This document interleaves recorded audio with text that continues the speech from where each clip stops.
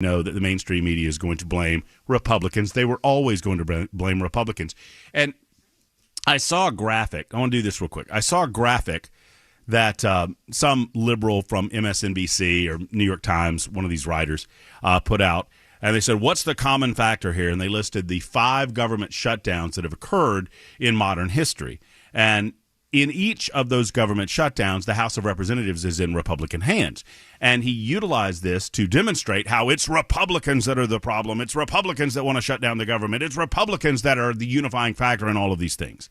Well, yeah, because Republicans, conservatives seem to be the only ones worried about our $33 trillion in debt. When Democrats are in control, they spend like drunken sailors. They spend with impunity, and they don't really care what the ramifications are for your children or your grandchildren. So, of course, it will be the Republican Party when they have the purse strings actually trying to, or at least portions of the Republican Party, actually trying to do something about the burdensome debt that will be the damnation of the United States of America. I've been saying it for whatever. I'm not the only one saying it. I'm not the smartest guy in this room, much less in this country. But I will say that the debt burden will destroy the United States of America if we don't do something about it. So, toward that end, I applaud individuals that, you can say they're full of bluster. You can say that they're doing it to grandstand or to raise their profile. I don't care why they're doing it. I'm just glad that someone is finally willing to stand up and say, fine, shut it down. We'll leave it shut down unless you appropriate the money appropriately and spend less of the money that we don't actually have. We're going to be here for a while. So we'll delve into all of that. Before we do, I was out yesterday. I want to thank Cameron Smith for subbing in on short notice yesterday afternoon from noon until 3. And I said this a little bit on Tuesday, and I want to reiterate it today.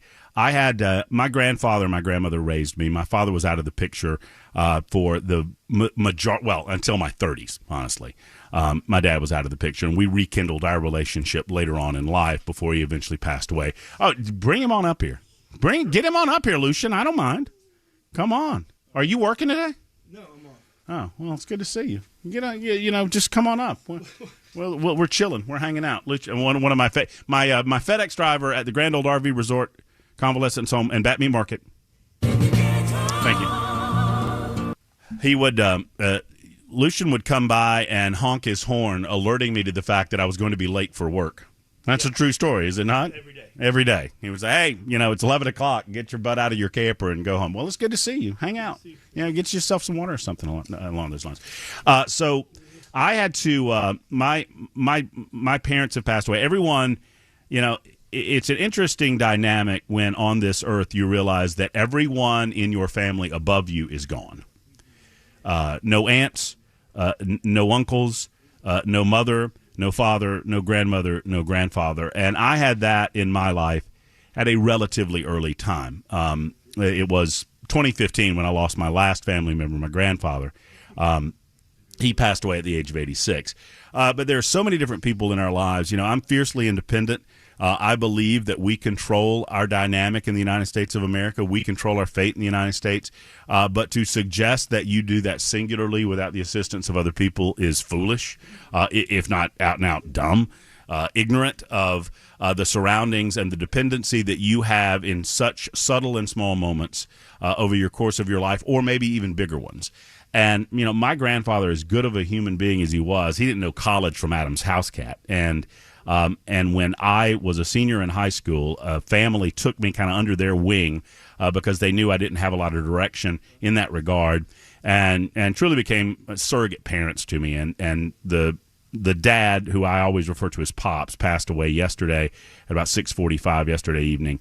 And thankfully, I'm so thankful in a selfish way that I was able to get to him prior to his passing and be able to be at his bedside along with other family members. So thank you to Cameron Smith for allowing me to do that, and thank you for indulging me to do that. And I bring it up to suggest to you that if you have people in your life, I know we all know this, and I know we all say it, and we've got busy lives, full lives, but if you have people in your life that mean something to you, and you've not seen them, you've not communicated with them, set aside the politics of the day, set aside the petty arguments that we're making on a day-to-day basis, and do something about that. Pick up a telephone, jump on Facebook or whatever social media platform of your choosing, or better yet, get your butt in your car and drive to that person and sit down with them and look them in the eye and tell them how much they mean to you. I'd not had a chance to sit down with Jimmy Spence, who's the surrogate dad I'm referring to, in, a year. It was, I guess, just after I moved to Nashville. So I did not see him, and I was not able to communicate with him. And while I know that there was a lot of spiritual communication going on yesterday, throughout the course of the day prior to his passing, there was no verbal communication. So I missed out on an opportunity to, I know he knows this, but to make sure what he knows, what he meant to me and what he means to me, and what those little things, those little acts of kindness that he offered to a dumb, 17-year-old who wouldn't know a college application if it hit him on the top of the head. Those things that they did for me put me on a path where I'm able to talk to you. I am a big believer in the butterfly. We know the butterfly effect, right? That if a butterfly flaps its wings in China, we get rain in Goodlettsville, which apparently there are a lot of butterflies flapping their wings in China right now because we're getting a lot of rain in Goodlettsville. But I believe that little things add up to big things, and everything that happens in your life can potentially, not necessarily, but potentially nudge you in a different direction. And oftentimes those nudges that happen, we notice the nudges that happen that send us off the rails. We notice the nudges that put us in a ditch, obviously, because it is our human nature to want to blame other people for our issues. So anytime somebody nudges us into the ditch, we want to point fingers. What we don't notice so much, it has been my observation, are the nudges that keep us on the proper path, the good path. And I think we need to do more of that, and I think I need to do more of that. We live in a negative world. We live and we do everything that we do surrounding the kinds of conversations that we have oftentimes gravitate to the negative, what we can't do, what we can't have, what we're not doing, what we need to get done. All of these things, set them aside for a moment and recognize the positives that are in your life. And I need to do a better job of doing that in my own life. And I hope that you're able to do that in yours. So that's what I have to say about that. And thank you, Jimmy. Thank you, Pops, for everything that you meant for me for so many years of my life. That's my personal indulgence. It's 12:17. I know we've got Burchett coming up, so take a short time out. We're live at Paul Winkler's in Goodlettsville. Come by and see us. It's the Murphy Show on Super Talk 99.7 WTN. Yeah, well, sure.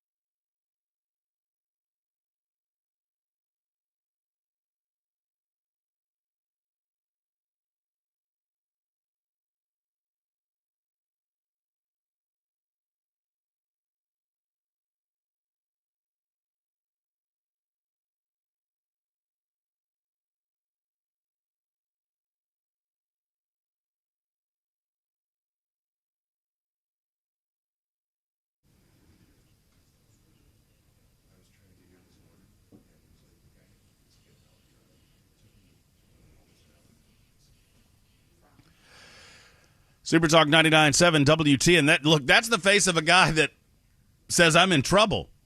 I don't like management being around when I'm doing this show. Dave should know that.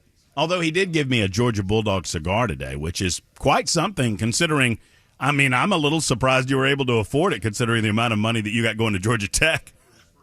Oh, it's free? Yeah, that's true. That's true. I got a lot of freebies in Athens back in the day. We're at Paul Winkler's in Goodlettsville. Please come by and see us. We'll have a little roundtable discussion. It's an informal kind of thing. We were anticipating a conversation with Congressman Tim Burchett. I know that there are votes going on right now, and I was just in conversation with someone from Mark Green's office about the possibility of trying to wiggle him around because there are votes expected in the 2 o'clock hour. They are voting fast and furious. Some would say in an attempt to get us to a government shutdown. Others would suggest it is an attempt to avoid a government shutdown. So as soon as we speak with Congressman Tim Burchett, we will be happy to, as soon as we get a hold of him, we'll get him on the radio.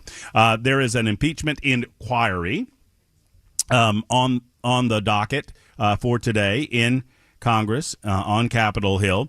That's going on as we speak, and I'm trying to keep up with that. And frankly, I've not been able to, as I've got a lot going on. I didn't get in until about 2:30 last night. So my apologies if I don't make any sense today. But right now, live, the House GOP is presenting its current evidence against the current president of the United States of America, Joe Biden, during the first impeachment inquiry. And here's the thing: Democrats would love for you to forget that. You have to be willful. How do I put this? In modern America, considering all that we know and the levels of information that we have, I am of the opinion, one man's opinion, just my little opinion, that you either have to be dumb or willfully ignorant in order to vote for Democrats. And they depend on that. So it's not just that I am aware of this. They are aware of this. Now, the willfully ignorant are being willfully ignorant for their own purposes. Many of them make tremendous amounts of money due to willful ignorance or to keep you ignorant of the truth that's going on in Washington, D.C. To wit, that James Comer presented new information regarding wire transfers from China, a country that Joe Biden said his son never had. He said the Biden family's never done business with China. We don't know what you're talking about. This is ridiculous. This is absurd. This was during the last presidential campaign, and he said that at the time he had already received his son had already received $250,000 in wire transfer payments from China, and listed on those wire transfer payments as the point of residence was Joe Biden's house. So obviously Joe Biden's intimately involved in all of this. House Republicans are holding their first impeachment inquiry, but the thing that I want to make sure that we understand here is that this is the beginning, not the end of a process. The Democrats want to pretend that just because, well, they always move the goalpost, right? Whatever evidence you present as evidence, they claim is not evidence, and they still steadfastly disagree that there's any evidence before them, despite the mounting evidence in front of them. And I could go through the list of the pieces of evidence that indicate that Joe Biden not only had awareness, as he has denied for 4 years, but was intimately involved in his son's business dealing and used his name to sell the brand, right? So Joe Biden is clearly lying. Does that rise to the level of an impeachable offense, a high crime or misdemeanor? Well, that remains to be seen, but that's what an impeachment inquiry is for. That's why we're doing all of this. It is not a determination of guilt. Impeachment's not a determination of guilt. So I think it merits walking back through this. This is the way that it should go. Hey, right? Matt, I apologize for interrupting. I contacted Congressman Burchett's office. Yeah, man. He's in the middle of the Biden impeachment committee. Yeah, but they are contacting him and trying to get him to call in. In fact, he's calling in right now. Hold on. Oh, there you go. Very good. So, we'll get to Congressman Tim Burchett coming up in just moments as they are in the midst of this impeachment. I guess he's on that. I guess he's on that panel, which I was unaware of. But we'll ask him the direct question coming up in just a couple of minutes. 1226, Super Talk 99.7 WTN, live from Paul Winkler's in Goodlettsville, one of 10 separate offices that Paul presents to you as a way to get you. He wants you in the office. He wants to sit down with you, and one of his fine consultants will talk to you about your finances and how to better invest for the long-term future. I think we've got Congressman Tim Burchett on the line, and let's get him on the phone with us on Super Talk 99.7 WTN. Congressman, good afternoon. Hope you're well, sir.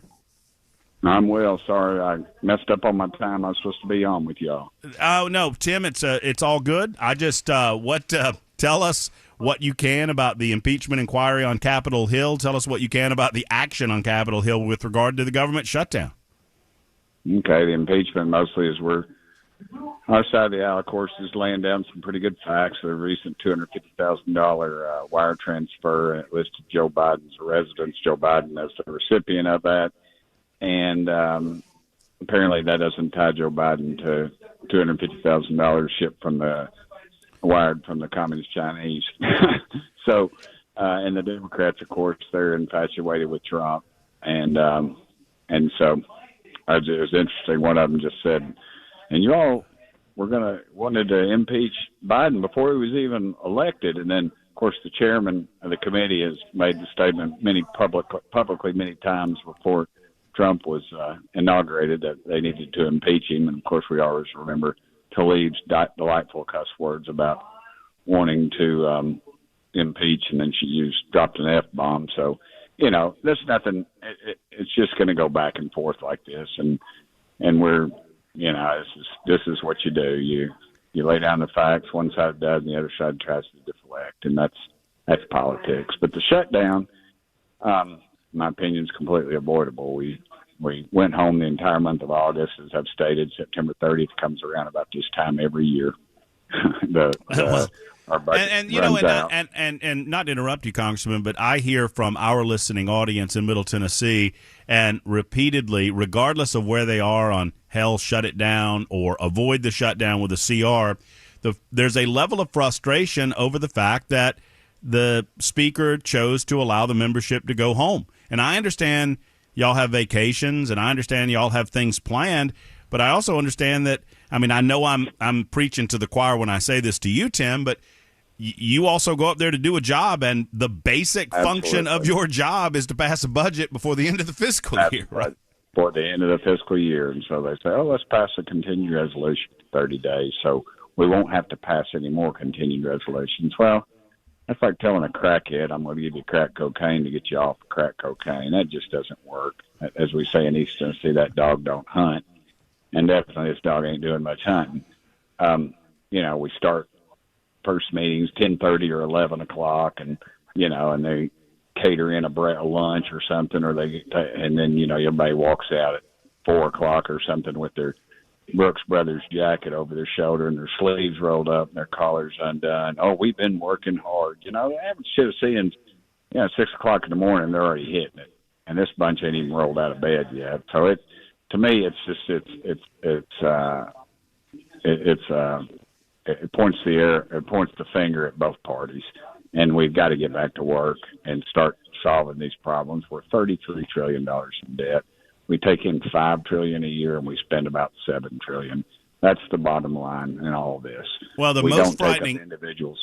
Go ahead. Well, I was going to say the most frightening aspect of that $33 trillion is that $12 trillion of it is in the last 6 years. Absolutely. And in 8 years, the largest single item in our budget will be interest that we're paying to the Communist Chinese and a lot of our enemies who have financed us into oblivion. What is the best, and I understand your position and your point on should have been there to get this done prior to now, but today's Thursday, fiscal year ends in a couple of days. What's the best case scenario? What's the light at the end of the tunnel in your estimation? Well, I think we shut down. And, of course, Saturday and Sunday, nobody's primarily in government is not at their job. And then Monday, Tuesday, Wednesday, the average shutdown in the past has lasted about 3 days. We've had over a dozen since the 70s. It's not new to us, but, it's the media, of course, is going to be pinpointing all the horrible things that are going to happen. And the truth is, Medicaid, Medicare will not be shut off. All of our military personnel will be fully reimbursed. Everybody in government will be fully reimbursed, and no one's allowed to take somebody's home because of this type of situation that is in our military. That is just false information they're putting out, and they could pick where they wanted it cutting. You know that. I was just on Neil Cavuto a few minutes ago, and I was saying, they're going to make the worst cuts possible, making it hurt the most, and try to blame it on us. And frankly, we deserve quite a bit of blame. But I'll tell you this: if we don't fix it, when this thing collapses, it will be a whole heck of a lot worse. Well, and you're right about that, certainly, Tim. And so you don't anticipate anything lengthy. Do you believe that we'll get 12 separate appropriation bills out of the House, and how does the Senate respond to that? Well, we should have already done it. That's what ticks me off. We're sitting here, and those committees aren't meeting, and why aren't they meeting? Why are we? And they'll do session tonight at 10:30. We'll have a vote tonight at 10:30 on something, to show, we're working late into the night, and that's just bogus. It occurs to me, and I'm not against this impeachment inquiry. That's fine. I think the better political play is to let Joe Biden politically hang himself, frankly, and I think Joe Biden's the best hope that we have in 2024 to have him on the ticket. But besides that, you bring up an excellent point that kind of ticks me off a little bit too, Congressman. Why are we having an impeachment inquiry on a day when we ought to be solely focused in the House of Representatives on solving the impasse regarding the budget? Because every committee has its jurisdiction. Transportation, I'm on transportation. We're still going to be talking about roads and barge traffic and airports and things like that. And Judiciary Committee is going to be dealing with their issues. It's the I have an alternate theory that the people in the Capitol aren't taking this seriously. I don't believe that any of y'all are taking this seriously. If you would take it seriously, you would have done. I mean, I'm not here to scream at you, Tim, because you're one of the good guys. But it's frustrating to me that all the attention is going over to this impeachment inquiry when all the attention, if the Republicans really wanted the public attention to turn in their favor, they would be on every television network preaching what you're preaching to me today on Super Talk. Well, we'd be passing a budget. Well, Jody Arrington out of Texas has a budget. He chairs the budget committee. I was on the budget committee when I first got down here. I asked to be taken off because we hadn't passed a budget in 30 years. We got no way in the world we're even looking at a budget, but he's got a budget. He was given about 10 minutes in conference to talk about it. He's patted on the head, and everybody gave him a golf clap, and then he's off to the side, and then they went on about their business of passing their continuing resolution and not doing our job. We need to pass a budget. That's the bottom line. Put a budget, vote it, send it to the Senate, make them vote it up or down. I love the crack analogy. That's perfect. You're exactly right, and I appreciate you spending some time with us, getting off the floor. Thank you, Tim, and we'll talk again very soon. I appreciate your representation in Washington. Hey, and I appreciate you all. Just I hear folks talk about you all the time. Just keep putting the truth out there, brother. We'll do it. We'll do it. Thank you, man. Tennesseans are smart enough to figure it out. Thank you. Yeah, see you they're smart. There's Tim Burchett joining us for a few minutes, coming right off the floor to do so. It occurs to me something he said, and I'm gonna blow off some steam here in just a moment. Why are they doing this impeachment inquiry on a week where they ought to be solely? We can do both. We can do both. Well, you can't do one. What do you mean you can do both? You can't even do a budget. 12:35 Super Talk 99.7 WTN.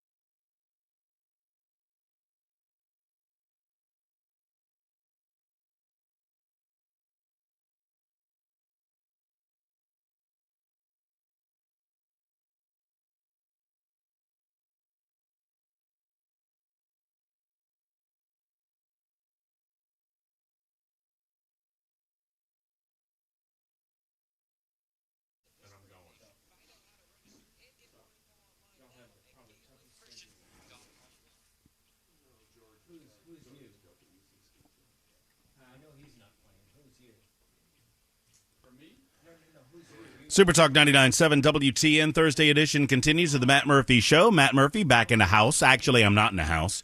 Headless Bell's back at the house. He'll answer your telephone calls, 615-737-9986, 615-737-WWTN. I'm in the house of Winkler. That would be Paul Winkler Incorporated in Goodlettsville. It's the main office location. They have, I think, 10 to choose from all throughout Middle Tennessee. And we're going to talk to Paul about that more in just a couple of moments. You on the telephones and you on the super text line, 615-737-9986. Matt, you hit the nail on the head. Politicians do not care what happens with the possibility of a shutdown. They're in D.C., living inside of their bubble, oblivious to average person's problems. Here's my thing. What sort of message do you send? Not to all of us. We pay close attention to the goings-on of Washington, D.C. We talk about it on a day-to-day basis. So I think we fully understand some of the ramifications of the impasse and some of the reasons why we got to where we got. But there are a lot of people, sadly, the majority of the United States of America doesn't pay attention.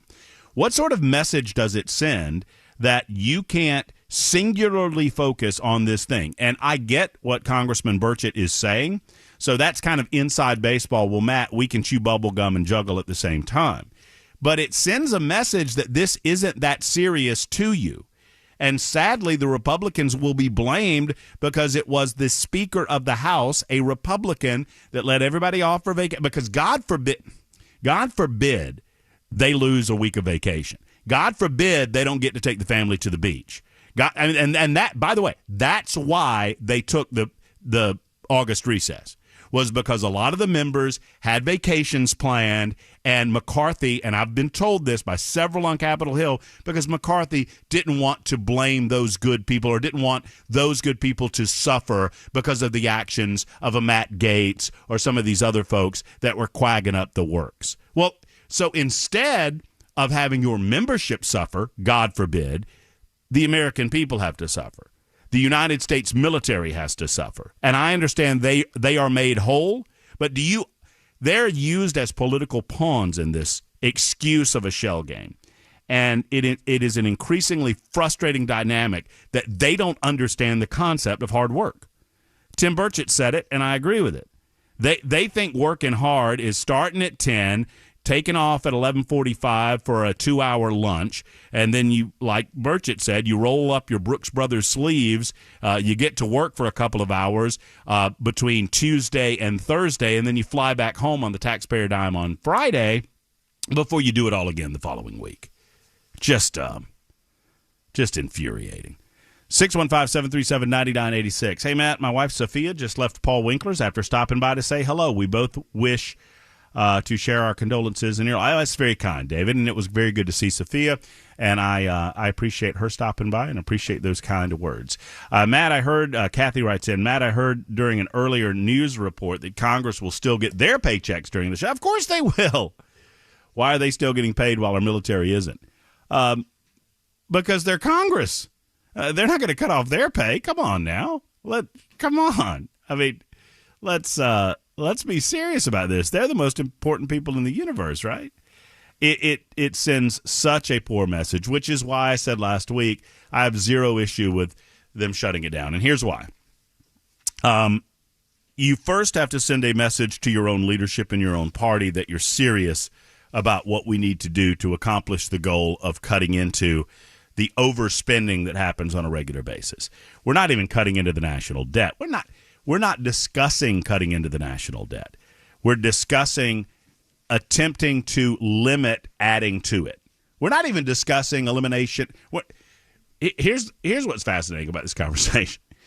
We've gotten to a point in American history where we can't even have a reasonable conversation about balancing our budget anymore. We overspend by, 18% of our budget on an annual basis?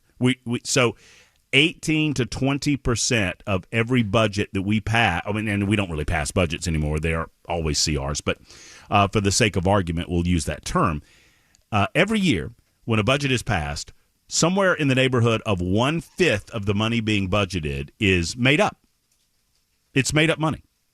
Now, Paul Winkler is sitting here in the room with me, and I keep eyeballing him because I want to make sure that I'm not saying it improperly. Now, I'm probably saying it differently than he would because he's much more of a financial guru than I am. But when you don't have the money to spend and you borrow against the good faith and credit of the United States of America, whether it's treasury bonds, and people talk about the Chinese money quite a bit. That is a minority of the amount of money that we're talking about, but it is still out there. You're creating money to borrow against that created money for the purpose of overspending on an annual basis. And at some point, the chickens come home to roost. They have to. Otherwise, the money doesn't mean anything. The numbers on a page don't mean anything if you don't have to pay off at the end of it all. So what we're about to experience is when some of those 12-month bonds roll over and they have to relet them with new interest rates, we're about to pay about $500 million more on interest alone every year because the interest rates went up. Because Joe Biden didn't understand how to get inflation under control. Because the Biden administration created inflationary spending. And he did so partially through the Inflation Reduction Act, the poorly named Inflation Reduction Act. Even if they cut their payoff, it would make a bit of difference. What they need to do is freeze their accounts and pay them only $15 an hour for a few months and see what happens. What they need to see is that the American people are as fed up as you and I. The one thing that a politician thinks about after they get elected is what? What's the first thing that a politician thinks about after he gets elected? Re-election. It's the first thing they think. Very good. Excellent. Paul got that one right. And he's right. And that's not even your forte. That's my forte. That's the political forte. But you got it right. Yeah. The first thing they think about is re-election. And so the thing that they fear beyond all else is not getting reelected because they really, really, really, even the guys that don't get Washingtonized, they really, really like being in Washington, D.C. Some of them like being in D.C. for the right reasons. Most of them like being in D.C. for the wrong reasons. So the first thing they think about is reelection. The one thing that's going to change their mode of operation, their modus operandi, if you will, is a fear of not being reelected. And sadly, in the state of Tennessee, we don't have that many people that are doing it the wrong way.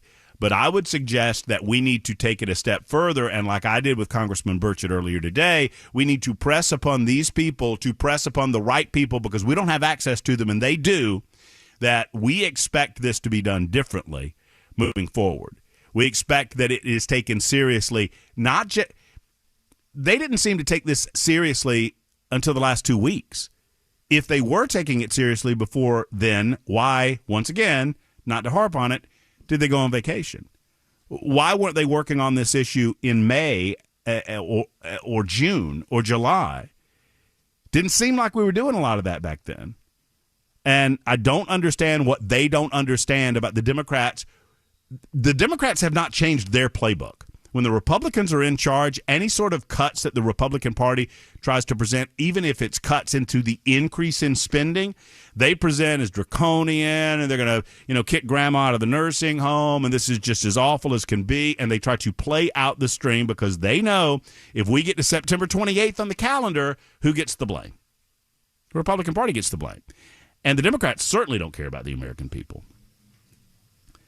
Dan wants to know who's receiving the interest payments. We have to pay ourselves. Well, you know what? That's a great question for Paul Winkler. I'm going to ask him that question. I'm going to let him answer that question, give him the opportunity to do so. And we'll do that in just a moment. It's 12:48. Super Talk 99.7 WTN. Back after this.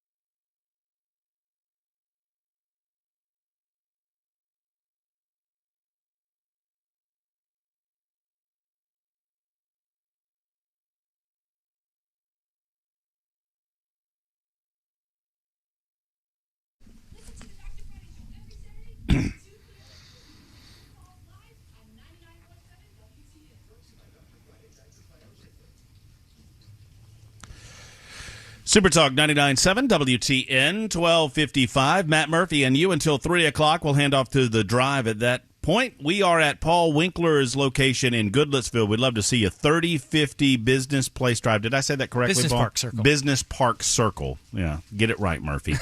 Winkler's here to correct me, though, and that's good. That's a good thing. How's it going? Thank you for I don't have to correct you very often, though. I mean, seriously. This is great. Isn't this a great place to do a radio show from? Absolutely. This Just come up here and forget it. It's way better than the other studio. Oh, man. If I was over the RV park, I would take you up on it. All right, so we had a listener ask this question. I'm going to dive right into it because we've only got like 3 or 4 minutes. So we borrow money against our good faith and credit. We overspend on an annual basis, and we have to keep an accounting of all of that, and we have to pay interest on the amount of money we owe ourselves. Yeah. Is that the way? The government issues bonds. They issue treasury bills, treasury bonds, treasury notes, different maturity lengths. Yes.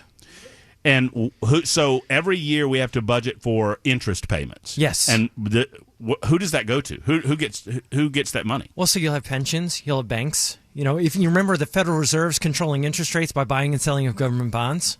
Right. So when you make a deposit to the bank, what happens is that money goes in the bank. They can lend it out for people buying businesses or buying cars or doing whatever. But they also buy government bonds with that money. So you have insurance companies that are huge, huge owners of government bonds. So it would be like, for example, and I'm trying to oversimplify it so folks can understand it. So I come to Paul Winkler and I say, Paul, I need $10,000. I need $10,000, and you say okay, but I'm going to charge you 5%. I'm going to charge you $500 on the $10,000, and I come but you need to pay me back 6 months from now. And I come to you 6 months from now, and I go, Paul, I can't pay you the $10,000 back, but here's the interest.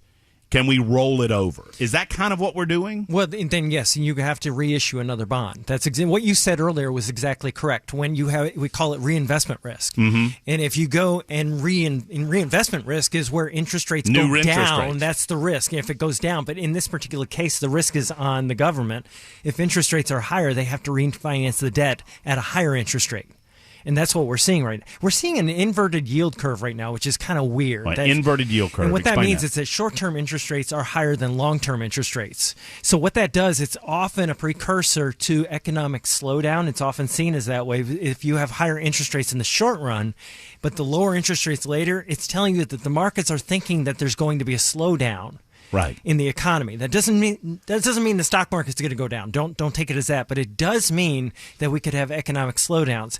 A lot of people make the mistake of thinking the economy equals the stock market. If the economy's slow, the stock market will go down. But if you look at 2009, 2010, 2011, the economy was bad, but the stock market went up.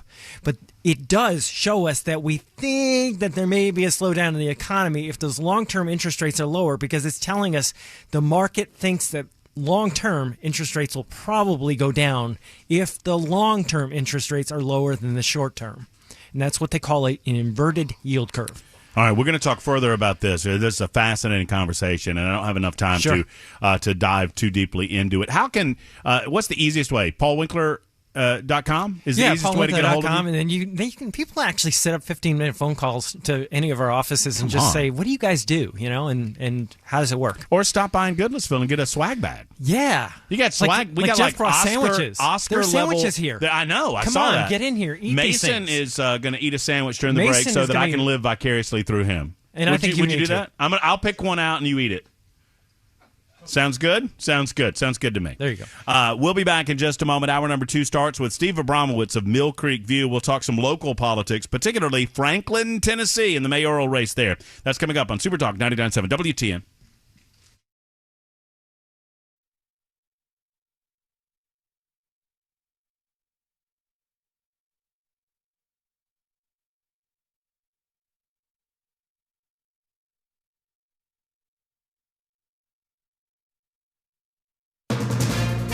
From ABC News, I'm Dave Packer. At today's House impeachment inquiry hearing, the witnesses called by Republicans said there is no evidence that President Biden committed any crimes. They said they would have to look at more bank records to find it. And in an unexpected move, ranking Democrat Jamie Raskin called on the committee to hear testimony from former Trump attorney Rudy Giuliani. To Washington, and ABC's Catherine Falders. Rudy Giuliani, the former president's former lawyer, and Lev Parnas, Giuliani's former business associate, were tasked with digging up dirt on President Biden during the 2020 election. They produced some sort of report that hasn't been verified, but I think it's unlikely that this committee will secure their testimony because they voted on the subpoena. They had to hold that vote open for a little bit because there weren't enough Republicans there for this motion to table it. A government shutdown will happen this weekend unless Congress votes to keep it running with a short-term spending bill.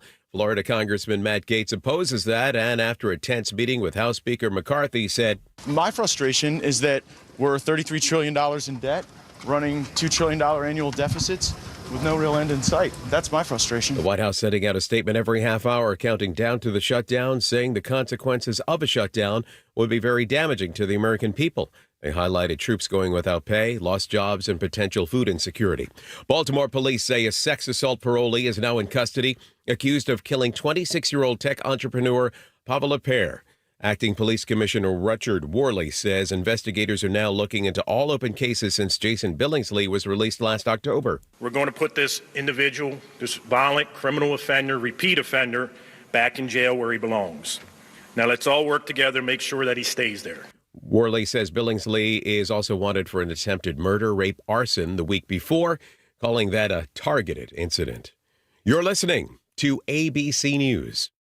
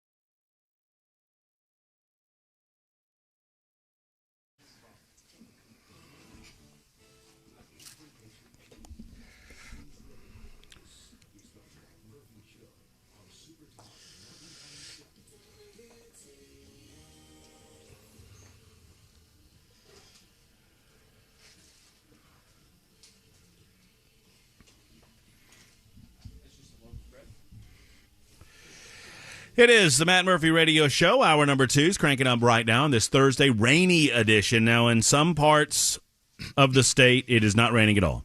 When I left Mount Juliet earlier today, the rain had subsided. I thought, oh, this is nice. All of this is kind of blown out, and We'll have a nice day for the rest of the day. Not so much in Goodlettsville. As we sit here, there is liquid sunshine still falling from the sky. But you know what? Our spirits are bright inside of the fine studios of Paul Winkler Incorporated. Paul's here. Paul is... I appreciate this. You're the guy whose name's on the sign, but you're also our camera tech, which is kind of cool. I mean, Paul is... I lovingly call you the finest financial nerd I've ever met in my life, but you're also a tech nerd. You're a tech geek, aren't you? I can tell. You're a tech. Anyway, Paul will be back with us on mic in just a moment, but right now he's behind the cameras making sure that we get Steve Abramowitz up here. Steve Abramowitz is with Mill Creek View. You just heard me talking about him in the ad there, and I had previously invited Steve onto the show to talk Phil Williams and to talk News Channel 5 and Gabrielle Hansen and Franklin, Tennessee, and the mayor's race there. He's covering that comprehensively in a way that I could not possibly do, stomach or otherwise. And he agreed to stop by with us after we found out we'd be at Paul Winkler's. And he said, well, I didn't know. Well, I knew it was a jump for you. We're going from the southern portion of the metro down there in Franklin, where you kick it around. A nice balmy 67 degrees, blue skies. And I brought you wilds of, as they say in Seattle, Goodlettsville. to the tsunami that's going on in Goodlettsville. How you doing, Steve? Doing great. It was a nice drive. Got to see parts of downtown that I don't get to see every day. The potholes filled with water and thunder and lightning. It's fantastic. It's still there, though. I mean, I find that comforting that Nashville still exists, even though they decided to elect Freddie O'Connell. So that's good news. Well, it was 30 minutes ago, so who knows by now it could be gone. But, welcome, Freddie, to a big job ahead, for sure. So before we get into Franklin and your coverage of the mayor's race there and everything going on there, I understand the consternation that a lot of us have about the direction of Nashville, because we are fearful that Nashville is heading down a road that we've seen across the country in other major metropolitan areas. We're not there yet, but it could be easy to see more progressive policies lead us down that road. I am, and this is not in my nature, Steve, I choose to be hopeful that Freddie will govern not as a progressive, but I think best we can hope for is a moderate. What do you think? I'm a Reagan Republican, so it's trust but verify. And coming from my background, California and Washington State for 30-plus years, I can see the writing on the wall that progressive politics in general don't work out very well, and it takes about 6 months to 18 months to really hit rock bottom and then go below it. So if he does some of the things he campaigned on, that's not a good deal. I was just on the radio in Memphis, and we were comparing how they are back and forth between the number one murder capital of the world, or the country at least, and now Tennessee's got the infamous notoriety of being top 2 for fentanyl overdoses. And I don't remember him talking about cleaning up the streets and crime, even though the bachelorette capital of the world is right there in Broadway, and so we don't want that. We need those tourist dollars. We talk about Franklin. Over 50% of the budget comes from sales tax, and that's what tourists do. And if Freddie runs like the Washington mayors or the California mayors and governors, it's not good. I had Alice on earlier this week, Monday, the day that Freddie, was officially inaugurated as the 10th mayor of Nashville. And I wanted to have her on to thank her for running what I thought was a good, focused campaign, but also fighting a very uphill battle. We all knew that anyone that described themselves as a conservative running for mayor of Nashville was going to have an uphill slog, and we saw that in the outcome.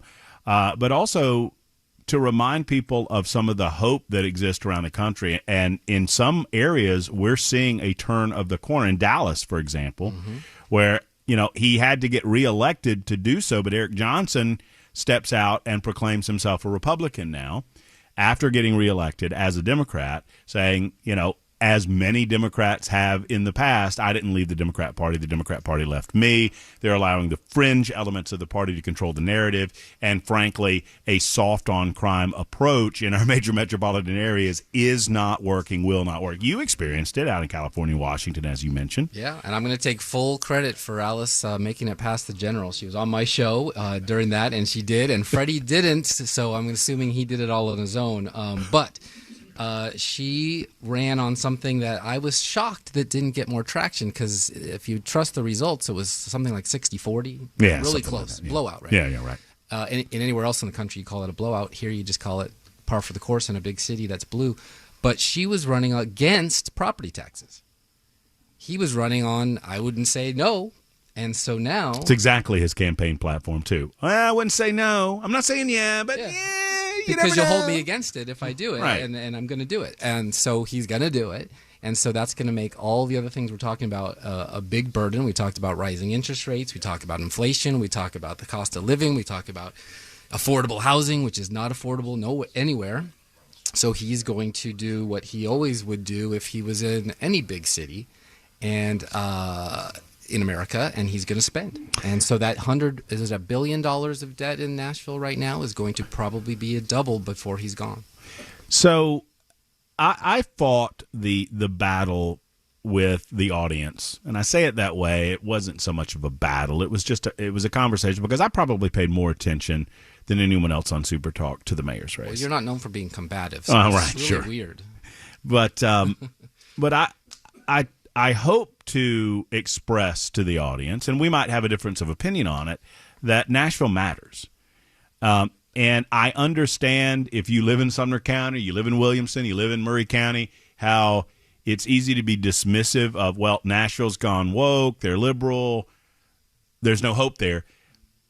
But I believe it matters. And while we might not win some of these fights, the more conservatives speaking to the Metro Council, speaking to the mayor's office, and making sure that they know that we're here and we're paying attention, I think potentially can swing, progressivism into moderate politics. Well, here's what Tennessee has going for it that Washington State and California don't. In Sacramento and Olympia, the two capitals of those states, they are dominated by Democrats. They work there, they live there, they breathe there. That is their life. In Tennessee, once every couple of months, they all come into Nashville, it's the state capital, and they get to look around and say, whoa, I'm sure glad that we don't have the problems in Blount County or in Knox County or any of these other counties that are pretty red, and they can say we need to fix that because, like you said, it matters, and they get to see it. I always remember reminded of during the Great Depression in the 30s in D.C., they didn't really know how bad the problem was for the farmers that we read about in high school in The Grapes of Wrath until the Dust Bowl actually made its way to D.C. And they could look outside and go, oh, that's not good. There must be a problem. And they could actually start to work on things that FDR was making worse. Well, same thing in Nashville. They get to come in January through April, look around and say, these streets are a mess. The bonds are bad, whatever the bonds are not bad. They're just a lot of bonds. Mm-hmm. And we need to actually correct some problems, and you can have a good city that's not falling apart like someplace that nobody ever goes in the legislature like Memphis. I think it's a fabulous example, and I came from it, right? I lived 20 years in Alabama. Yeah. And Montgomery was basically the seat of the feds. All of the federal offices were there because the state capitol was there. And Montgomery existed as it did because the state capitol was there. That was almost its function as a city. Mm-hmm. Conveniently, Birmingham got left out. And Birmingham is falling into disrepair because the political figures don't see the importance of a city like Birmingham because they never go there. Which is also really great about Tennessee, which is something I realized when I got here, because that's kind of what my job has been, is just observe as much about Tennessee as I can to see where the kinks in the armor are. And Knoxville is where the Supreme Court is, mm-hmm. right? The ones that actually have to make these laws and enforce these laws, whereas Nashville is where the legislatures come to meet, but only for 4 months out of the year. The rest of the time they go back home and they get to be the reddest of red states. So because of the way that government is organized geographically, you have that diversity to make sure it's going to be looked after as a whole. Nashville is not just one little island in the state like Sacramento is in a huge state, or one little out-of-the-way place like Olympia in Washington where they have no idea what's happening to the farmers on the east side. Well, and I know we talk, you and I, Steve, like two strangers in a strange land, but we still learn after, you've been here over a year, I guess. Last month was a whole year, yeah. And I've been here about 2 And I wanted to start, almost. by the way, by saying my condolences for your loss. Oh, thank you. I appreciate that. Well, and I was having this discussion with some of the family members that I was sitting with yesterday about Tennessee, and we were talking Tennessee politics, and I said, well, a lot of it is topography. It's geographical. And, when I first got here, my good friend Jay St. Clair, who's on Fridays with me, who came from Tennessee, said, you need to learn about the 3 states of Tennessee, the 3 stars. He said, look, there's east, there's middle, and there's west. And these 3 regions do not think the same as the other, and do 2 not time be zones. do not be mistaken. And he gave me the example. He said, look, in East Tennessee, he said, this started before the Civil War. He said in East Tennessee they can't grow crops on Rocky Top, right? It's too mountainous, so they could give a rip about joining the Confederacy because they did not have a vested interest in doing so. Over in West Tennessee, it was a different story. In Middle Tennessee, different story. So, the differences of opinion and priorities really go back to the genesis of the state itself. And they had to sell it differently, right? Like, if you just want to talk about optics, you couldn't tell somebody in Tennessee, especially West or Middle, that, hey, we're doing this to free the slaves. They would be like, well, that's not really what we were doing here. Right. But you could do it as states' rights. Oh, okay. Well, now there's something to fight for. So I don't want to get too into the weeds on all that, but the point is that Tennessee is huge, 2 time zones, and I don't really think that a lot of folks that are coming from the Northwest care that much about what's happening in the farther east. That's kind of getting a little bit more Knoxvillian, where Gloria Johnson is coming from, saying things that I don't think really resonates with most Tennesseans, because that's not the Tennessee they know. She's so delusional. I don't know that she actually believes that she can win a U.S. Senate race against Marsha Blackburn. She'll raise the money. But she'll raise the money, certainly, and she'll get some national notoriety as a result of what she my tries personal to do. opinion, and I haven't been here long enough to know because she's been around a while, is I don't think she could even win re-election in her own district, which is why she's saying, well, what's the next seat available? And the Senate is the only thing available. Do you, and this is kind of it's not kind of it is a personal question. You're here for a little over a year. When you tell people that you're a conservative from from Washington or California, do you feel like people look at that in a suspicious way in Tennessee? Has that been your experience? When I introduce friends, that I see that, but all I have to do is say I have 134 episodes of a show to prove who I am. You don't have to worry about me. And they tried to come for me the other week because of this Franklin stuff and out me, so to speak. I'm like, it's already out there. You can't embarrass me. I've been telling you forever this is the way it is. So the funny thing is, when most people come to Tennessee, they say, what church do you go to? That changed about a year ago, and they say, where are you from? And if it's California or Washington, one of those. And of course, you'd be like, well, I'm one of the good ones. Well, I was told early on that Californians are refugees. Washington folk are refugees. They're not coming to bring their politics here. They're coming to escape the politics from there. Well, that's the hope. 80,000 came last year from elsewhere, and you have to hope that at least 51% are bringing good politics, because it was a generation or two that some of those same people were voting the wrong way that made those states like they are now. Steve Abramowitz with Mill Creek Views with us. We are at Paul Winkler's. Come by and see us. Grab a swag bag when you do. We're in Goodlettsville, 3050 Business Park Circle. Paul did not react, so I think I got it right this time. We'll be back in just a moment. We'll talk Franklin politics with Steve Abramowitz in just a moment. He's been covering this as comprehensively as anyone. It's 118 on Super Talk 99.7 WTN.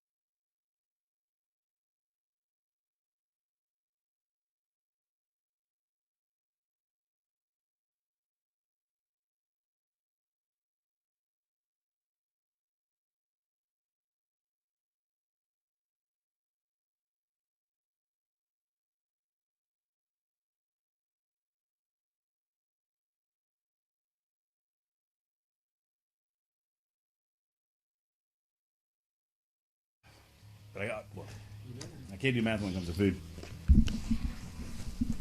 Super Talk 99.7 WTN, Matt Murphy and you, Steve Abramowitz with us. We're at Paul Winkler's location in Goodlettsville. Stop by and see us, 3050 Business Park Circle. We're here till 3 o'clock this afternoon. We'll get another chance to talk with Paul about the economy and the environment that we're living in right now, and where we're going and where we are and where we're going. Right now, I want to know where we are with the Franklin mayor's race. A lot of people paying attention to this. Obviously, it is, it's mostly local, but I think there's some regional attention being paid thanks to our good buddy Phil Williams over at News Channel 5 and his obsession with Gabrielle Hansen. Where is the mayor's race right now? Just give me kind of a broad view. So early voting is October 4th. There's a couple aldermen with competitors. One is unopposed, and then there's the current alderman that makes all the headlines that is running for mayor, and if she loses, she's out of a job. If she wins, she's the new mayor, and somebody else takes her seat who's in a competitive race. Right. So is there any polling coming out of that race? I mean, it's a local race, and typically there's not. No, you know what's funny? People are talking about signs. That's the poll. Like, if there's a lot of more signs for mayor, then they think, oh, he's winning. And if there's a lot of Gabrielle all of a sudden, then she's winning. So it's about yard signs, which is proven to not be a very good... Are those the two that are leading the conversation when you talk to Franklinites? Well, they're the mayor. They're the ones running for mayor. Right. The ones, the aldermen, there's probably too many unknowns. People have to pay attention. So I've had a show that had all three of the candidates running, not incumbents, on. And last night there was a forum, we're going to call it. It was invitation only. Well, it was a private event at a private community, but the Channel 5 somehow got themselves invited and were there and caused a fracas. But it was actually, I was there and didn't even know it was happening. So they made it out to be a big deal in the news, called it chaos in our friend's Justin's website. But there was not chaos. There was somebody swatted at Phil's phone, which basically tells me they don't like Phil.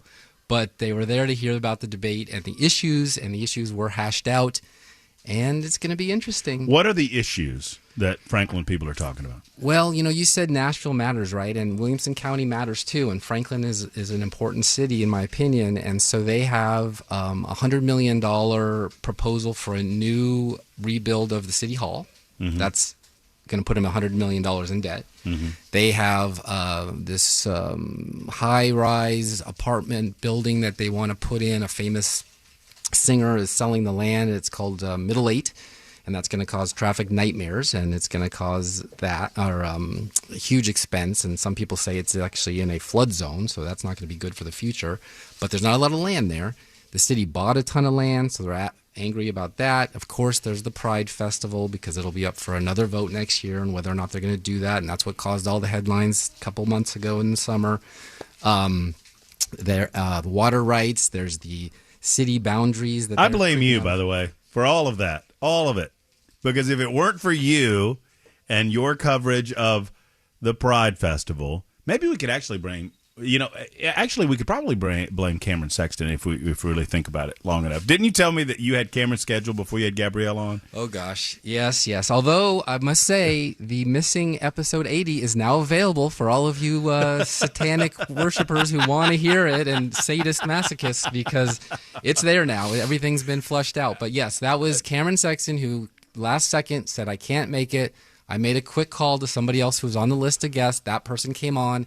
And guess, unbeknownst to everyone else, 30 days prior, I booked you for the very next one. So we all had our little incestuous deal going on there. Which is how I became aware of Gabrielle Hansen through Steve and the Mill Creek View podcast, and ultimately became aware of some of her proclamations and prognostications about Covenant and her knowledge of what went down there. And you can listen to that on Steve's website and on the podcast, and I encourage you to do so. Since then, I mean, I understand that Phil Williams of News Channel 5 seems obsessed with Gabrielle and her backstory and her background. Oh, yeah. But she is providing a wealth of material. Would you not agree? She is, but coming from my perspective, since it was my show that kind of opened the can of worms, kind of launched she had to leave the state because someone showed up at her house to threaten her and at her daughter's work to harass her because of the Pride vote. Not because of what she said on my show about Covenant, but because of the Pride vote. The reason why the show is back up now is because it's 35, 40 minutes about some inside baseball of that city council and how it behaves. Very little about that. So the point is that nobody knew that, and now they think that, oh, well, she's this crazy person. But it did put the spotlight on her, which means that all of her campaign promises and all of her backstory has to be fleshed out to be what is true, what is not true. I'm not responsible for that. I just ask questions. Their answers are their own. But, you know, in a city that's looking to raise a ton of debt, it's a very small town, 80,000 people growing to 100,000 maybe in 10 years.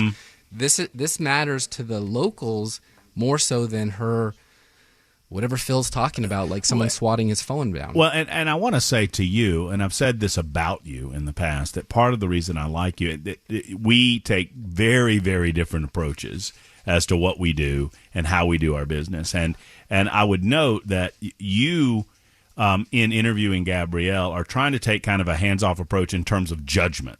Is that a fair analysis, that you asking questions, you're getting answers, you moving forward? I trust my audience to, if they hear something that's questionable or an outright lie, I'm not going to challenge that person because it's not a deposition. But they can then go out and figure out, is it true or not? And basically Phil, as an investigative journalist, which is his job, to investigate whether it's true or not. That's the job. If I don't want, my goal is not to have them throw the microphone in my face and walk out. What's the point of that? So I'll ask a question. I'll ask it as gently as I can to try to get to the answer. Sometimes the audience has to read between the lines if they're knowledgeable enough. And that's the biggest problem, is not a lot of people want to do the work. So on social media, which I really don't care about, they'll attack me for, oh, you didn't follow up. Oh, you didn't ask another question. Well, you know better than I do. You have a time commitment in a podcast. You have it worse because you have sports and weather every 10 seconds. Right. So you have to try to get it all in there and tell the guest, don't go on a long rant because I'm going to have to cut you off and then I look rude. So bottom line is, if she lied, if anyone lies on my show, and I've had controversy in 100 episodes, that's the whole point, it can be discovered. And then it's on them because it's their answer to my question. And I want to ask you about the balance between those two things that you just brought up, that Gabrielle seems to be providing a wealth of material that needs to be investigated. And I'm glad that it is being investigated because I want people to have information. Knowledge is power when they go to the polls. Sure. At the same time, Williams does seem to be somewhat obsessed over this particular candidate in this particular race. Oh. And I want to ask you about that in just a moment and what went down last night. There was an ethics curious. complaint for the current mayor, and he hasn't talked about that at all. Right. All right, 1:30, Super Talk 99.7 WTN. Abramowitz for one more segment. We're at Paul Winkler's in Goodlettsville. Stop by and see us. It's The Murphy Show on Super Talk 99.7 WTN.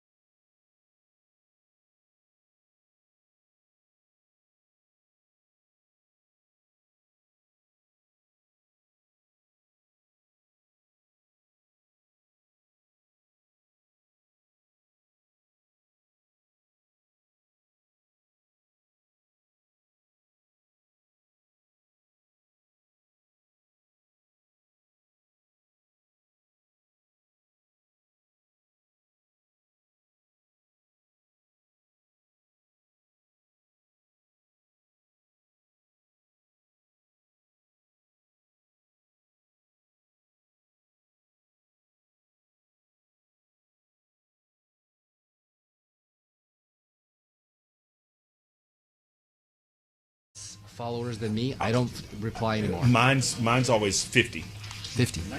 Yep. Hey, Bell, Headless Bell's back in the studio, attempting to alert me to the fact that we're back on the radio.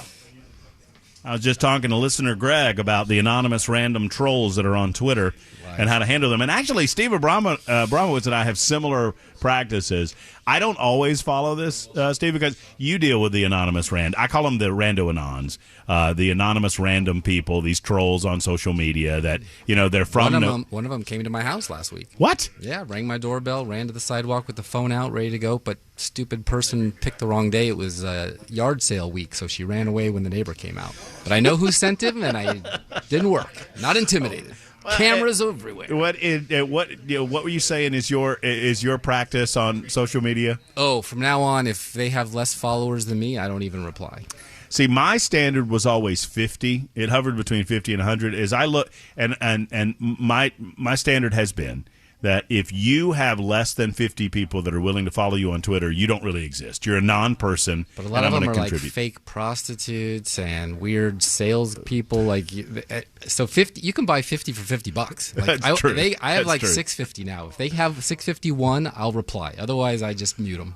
Yeah, because it becomes just an exercise in futility. These are folks that they don't and largely on social media, as you have discovered. I know I have.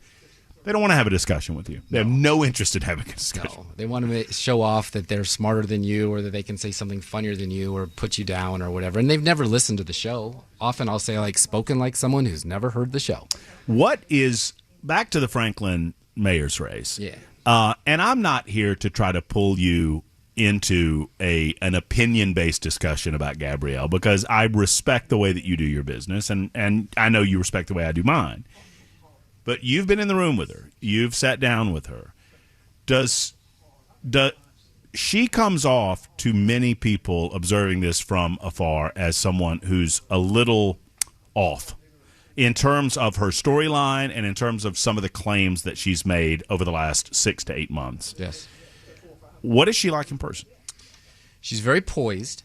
She takes slings and arrows better than you, better than me. I mean, she's obviously just under full attack, and she is the most conservative candidate going. So in a two-party system, it's your only game in town. She's got the experience because she was an alderman. Now she's going to be a mayor. But all of this craziness is going on, and I don't think small towns like that. So I'm not going to say whether she's going to win or lose. I don't know. I don't really have to pick favorites. I don't even know if I'm going to vote. It's not my real thing. I haven't been here long enough to care.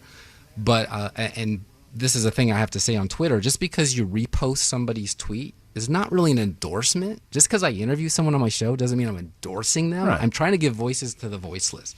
And nobody was covering Gabrielle when she was trying to fight the good fight against the Pride Festival based on the indecency that they showed the year before, trying to look out for kids.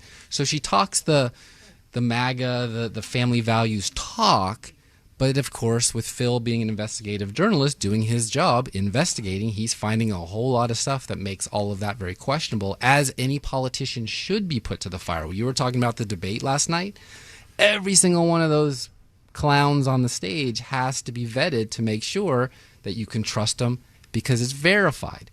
Well, sorry, Gabrielle, that's the truth. You have to be verified. You can't just say it. You can't just say you're family values and low taxes and then raise taxes. And you speak up as a very loud and clear voice against the gay pride parade in Franklin when it's discovered that your husband, I mean, I understand that it doesn't really matter in the grand scheme of things, but if you're going to be that loud and forceful and it is discovered that your husband participated in a gay pride parade and wore an American flag Speedo in the gay pride parade. Well, my comment on that was at least he was patriotic. I mean, I guess it could have been worse. It could have been a gay pride parade flag or whatever, or a feather bow feather or whatever. fig, yeah. And you're opening yourselves up to an argument that you're being a hypocrite. Yeah, but here's the answer to I think your questions. Yes, of course, every politician has to be opened up to being a hypocrite, and we're not electing a pope or a saint, even though the pope has his own issues. But these issues in Franklin are real. If light rail comes from Nashville or Memphis to Franklin, that's going to change everything, right? And there's only one candidate that you can actually rely on who would vote against that. At least that's what she's saying in her platform, her campaign. The other one would be all for it. And he's already letting certain projects go with a parking lane that looks like it's a footprint for light rail. Oh, so it's predestined. So the point is that she's a very flawed person in her campaign language, but there's a two-party system, two people in the race, one of which did break the tie for Pride. One of them was anti-Pride and got two people on the alderman seats to move in her favor to make a tie. What do you believe that Gabrielle Hansen wants out of because I think it's a mistake making Pride the central issue in this campaign, because I don't believe that it's the central issue affecting the lives of the Franklin people. And frankly, this is coming at it. It is the issue. And frankly, this is coming at it from a libertarian point of view, not a conservative point of view.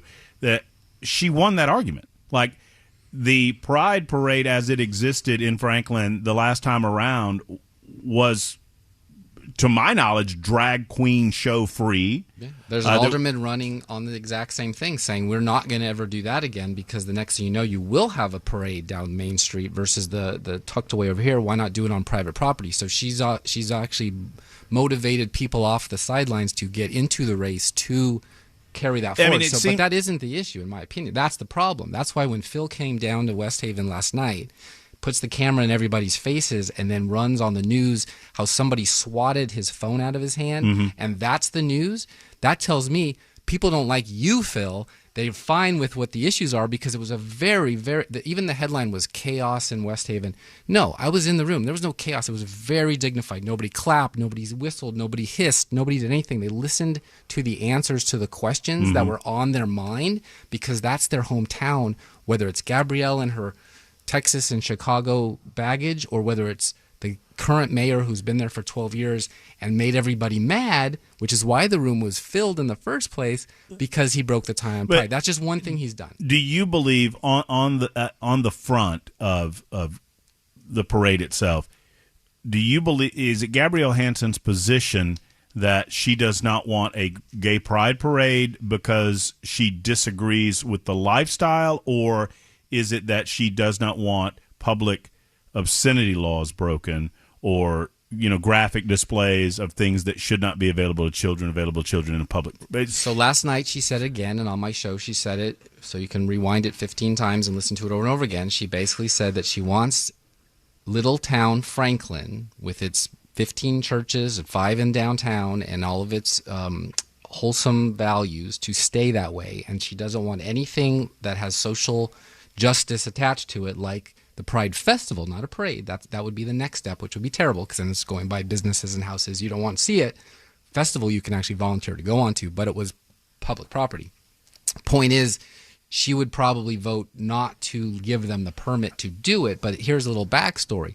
That day and time on that property was already permitted for a Patriot group.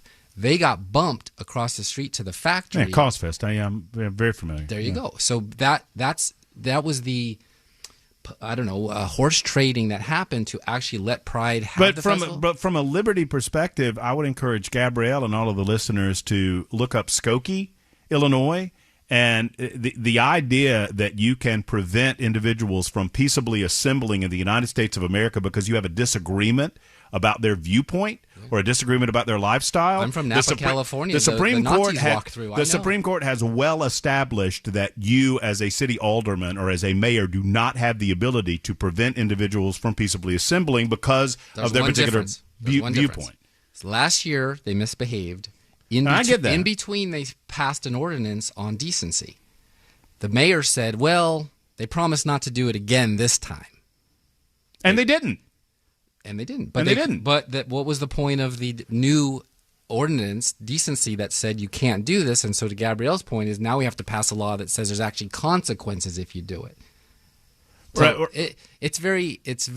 I would love to know. It's a trap. I understand that, but at the same time, I think that liberty means that individuals within our communities get to live a life of their own choosing, even if I disagree with the lifestyle that they're living, so long as they're not infringing on my rights. And I have a right to walk my kid down the sidewalk and not see obscenity and not see the types of things that were displayed a couple of years ago. But here's what did happen.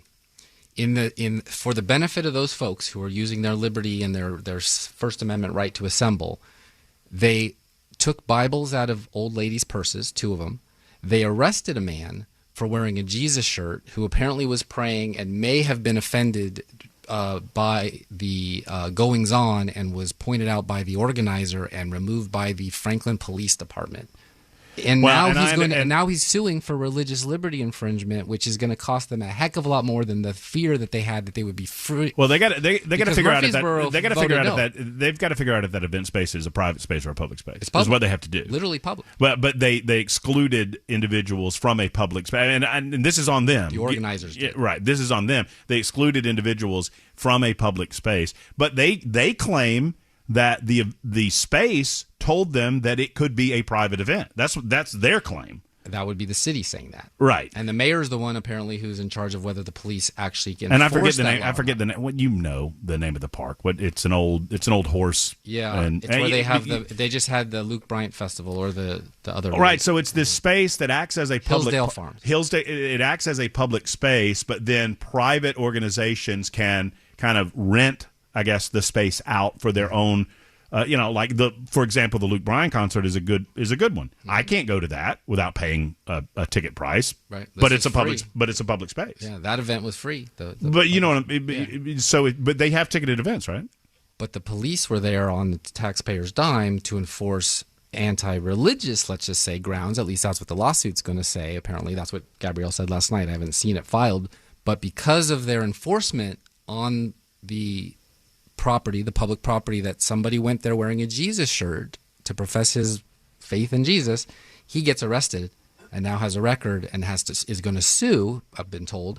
I forgot his name, unfortunately. He's suing the city for religious discrimination. Yeah, and I agree that it needs to. For people in Franklin, they need to know, is this a public area where we are free to come and go, or is this area a private venue that can rent itself out? $30 million to expand it, the city did. They just bought some of right, that because Hillsdale you Farms. understand, if it's a private venue, I do. and I rent the facility as a private venue, then I have the ability as the individual that contracts with the private venue to exclude people for any reason of my choosing, whether it's a Jesus shirt or a Bible or a gay flag or whatever. Well, to Gabrielle's point, this is a small town problem that you wouldn't have in Nashville, and you wouldn't have it in Chicago, and you wouldn't have it in Manhattan, right? We know that you can't smoke indoors, and you can't discriminate as to who comes in and who comes out, and whether they're going to rent it to a gay festival or not. But in Franklin, up until recently, that wouldn't even be an issue. But because of the social justice activism and the person who organized that event, they targeted Franklin as a place to show, look, we can do it anywhere, even a small town USA. Don't try that in a small town, Jason said. Same thing. So they won because the tie was broken. Had it not happened that way, one of the aldermen Don't try your First Amendment in my small town. How dare you? Well, if the First Amendment applies to everybody for all things, yep, that's the way it's going to be. And I hear you on that. I know that's what the enemy will try to do, is use our own loopholes against us. Well, I love debating you on this issue because I've lost any future opportunity of being able to debate Gabrielle Hansen on the issue. And I'm probably not representing her very well, but I'm trying to tell you what she said, not what I heard her say. But did you know that you were talking earlier about $33 trillion in debt? Mm-hmm. You know that's $1 billion a day of interest? It's a lot of money. Yeah. It's a lot of money, and it's going to get even worse, as Paul and I are going to talk about in the last hour of the show. Steve, I love it. Thank you for being on with us. mcview.us is the easiest way to get a hold of you. That's the website. All the shows are there, but you can also just type in Mill Creek View, Tennessee, and see all the shows ever done on any of your favorite apps. Did you, I know you were busy. You've been busy with local politics. Did you catch the debate last night? I guess you did. You know where I was? I was trying to help get filmmakers a tax break in Tennessee to compete with Georgia in Jack Johnson's office. How's that going? Day one. We'll see. I'm gonna, if I can look back in 5 years and say, look what I did for y'all, hopefully you'll welcome me with open arms to Tennessee, and I can start saying I'm from Tennessee as opposed to you're from Tennessee. Don't California, you're Tennessee. Look. You've been here. You've only got, what do you think, 10 more years? Something like that, Paul? 10 more years. I don't think ever, man. You and I will never be Tennesseans. No, I came from Alabama, baby. Right. So I always be in Alabama. So these, yeah. I mean, I came from Matt's Georgia Southern, originally. he gets a pass. I'm Southern. I get a pass. You're out there from the left. I'm Southwestern. You're on the shaky. You're on the shaky side, Steve. I don't think they'll ever embrace me as a Tennessean, but at least I can observe and say, don't do that. Well, I embrace you. Thank you. All right, Steve Abramowitz, Not really. millcreekview.us, or mcview.us, I should say, for more information. It's 49 after Super Talk 99.7 WTN. Back after this. Thank you.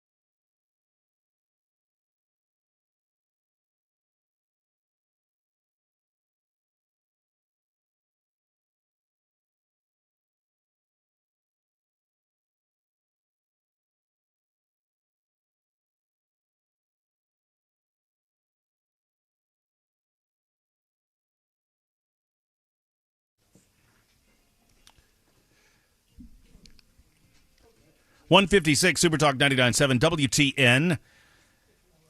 Matt Murphy and you at Paul Winkler's place. And we're going, let me tell you, once y'all get here some point in the 2 o'clock hour, we're going to trash the joint. We're just going to trash the place. We got Panera Bread going. We got Food gift fight? bag swag. Yeah, man, we're doing it. We're doing it. I'm trying to convince Mason right now to eat some food so that I can watch him, which is a little bit creepy, but I'm trying to live vicariously through someone. I'm trying to live somewhat vicariously through other people, but Mason says that he's watching his carbs. Good for you, Mace. Trying to be better. You losing a little weight, getting in shape. Rounds of shape. Yeah, all good. There's Mace. You can't hear what he's saying. He's babbling. I can't hear him either. I just see his mouth moving. Paul Winkler is the founder of the feast for today's proceedings, and we're here till 3 o'clock, and you're invited to stop by 3050 Business Park Circle in Goodlettsville. If you come off the interstate on Long Hollow, you go down a little bit and take a left. If you take a left right before the Bojangles, you'll get to us. You'll see the station vehicles out front, and you're invited to stop by. Anyone and everyone can come. When we come back in the 2 o'clock hour, we'll speak with Congressman Mark Green about what's going on in Washington, D.C., his take on the possibility of what is expected to be a government shutdown in 48 hours, and what he made of the debates last night, if he availed himself of the debates. I also have some thoughts on that. The debate last night was... My grandpa, God bless him, I've been thinking about him a lot, considering that I lost a really close member of the family. My grandfather would call it a certain word that I'm not allowed to say on the radio, but that's what it was. It was a blank show last night on the stage. I don't know what it was like for people watching. I was listening on the way back from Thompson, Georgia, and listening to it, it is my profession, right? It is, in part, get paid to listen or watch these types of things so I can offer analysis. And, I jokingly say I watch this stuff so you don't have to. And there were several times that I started to turn it off because they were yelling over one another.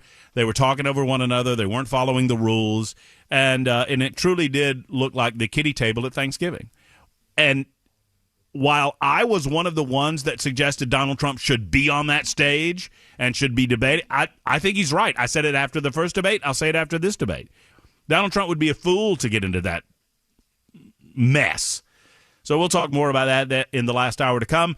Mark Green is also to come in just a moment on Super Talk 99.7 WTN.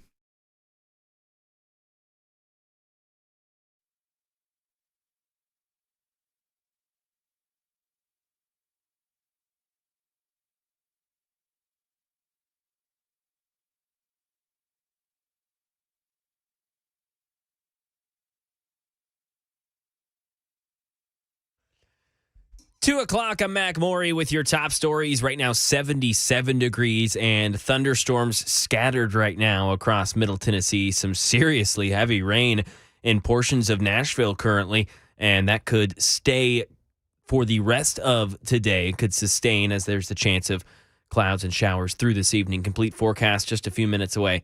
House Republicans today launching an impeachment inquiry hearing against President Biden. Along the allegations, the president personally profited from his family's foreign business dealings. Catherine Falders is on Capitol Hill.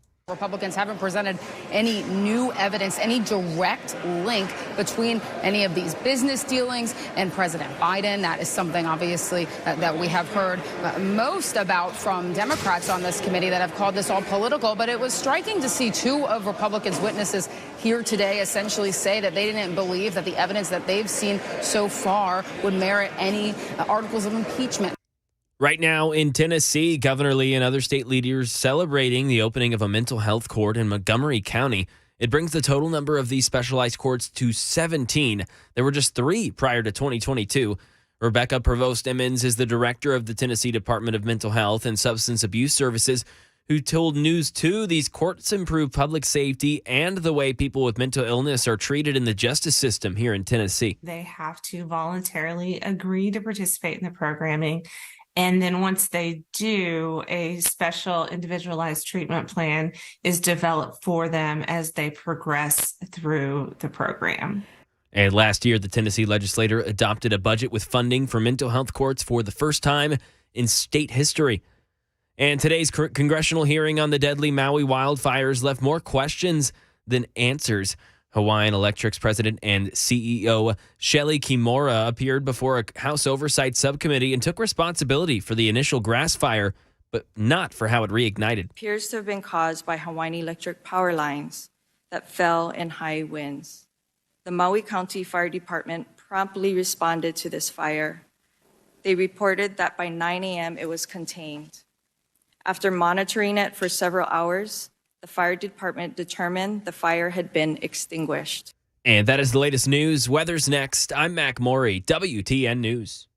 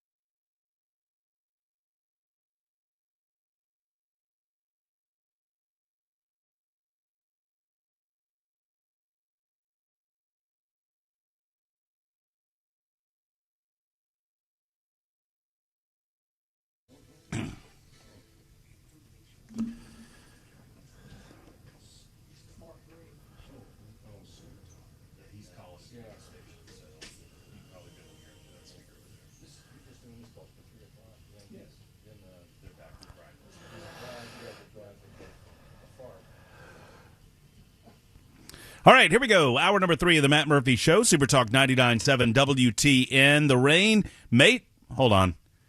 As I'm speaking, apparently I had my voice activation on my phone, and it was transposing everything. Yeah, it was transposing everything I said there. Mason tells me the rain is done by 2 o'clock. Is that not the case? Are you looking outside? Is it still liquid sunshine outside? It's okay. We're inside and we're dry. I just got a chance to meet Tom, who stopped by. Tom, thank you for stopping by. And thank you. I said this to you privately. I say it publicly on the radio. Thank you for your service to your country. We appreciate you, sir.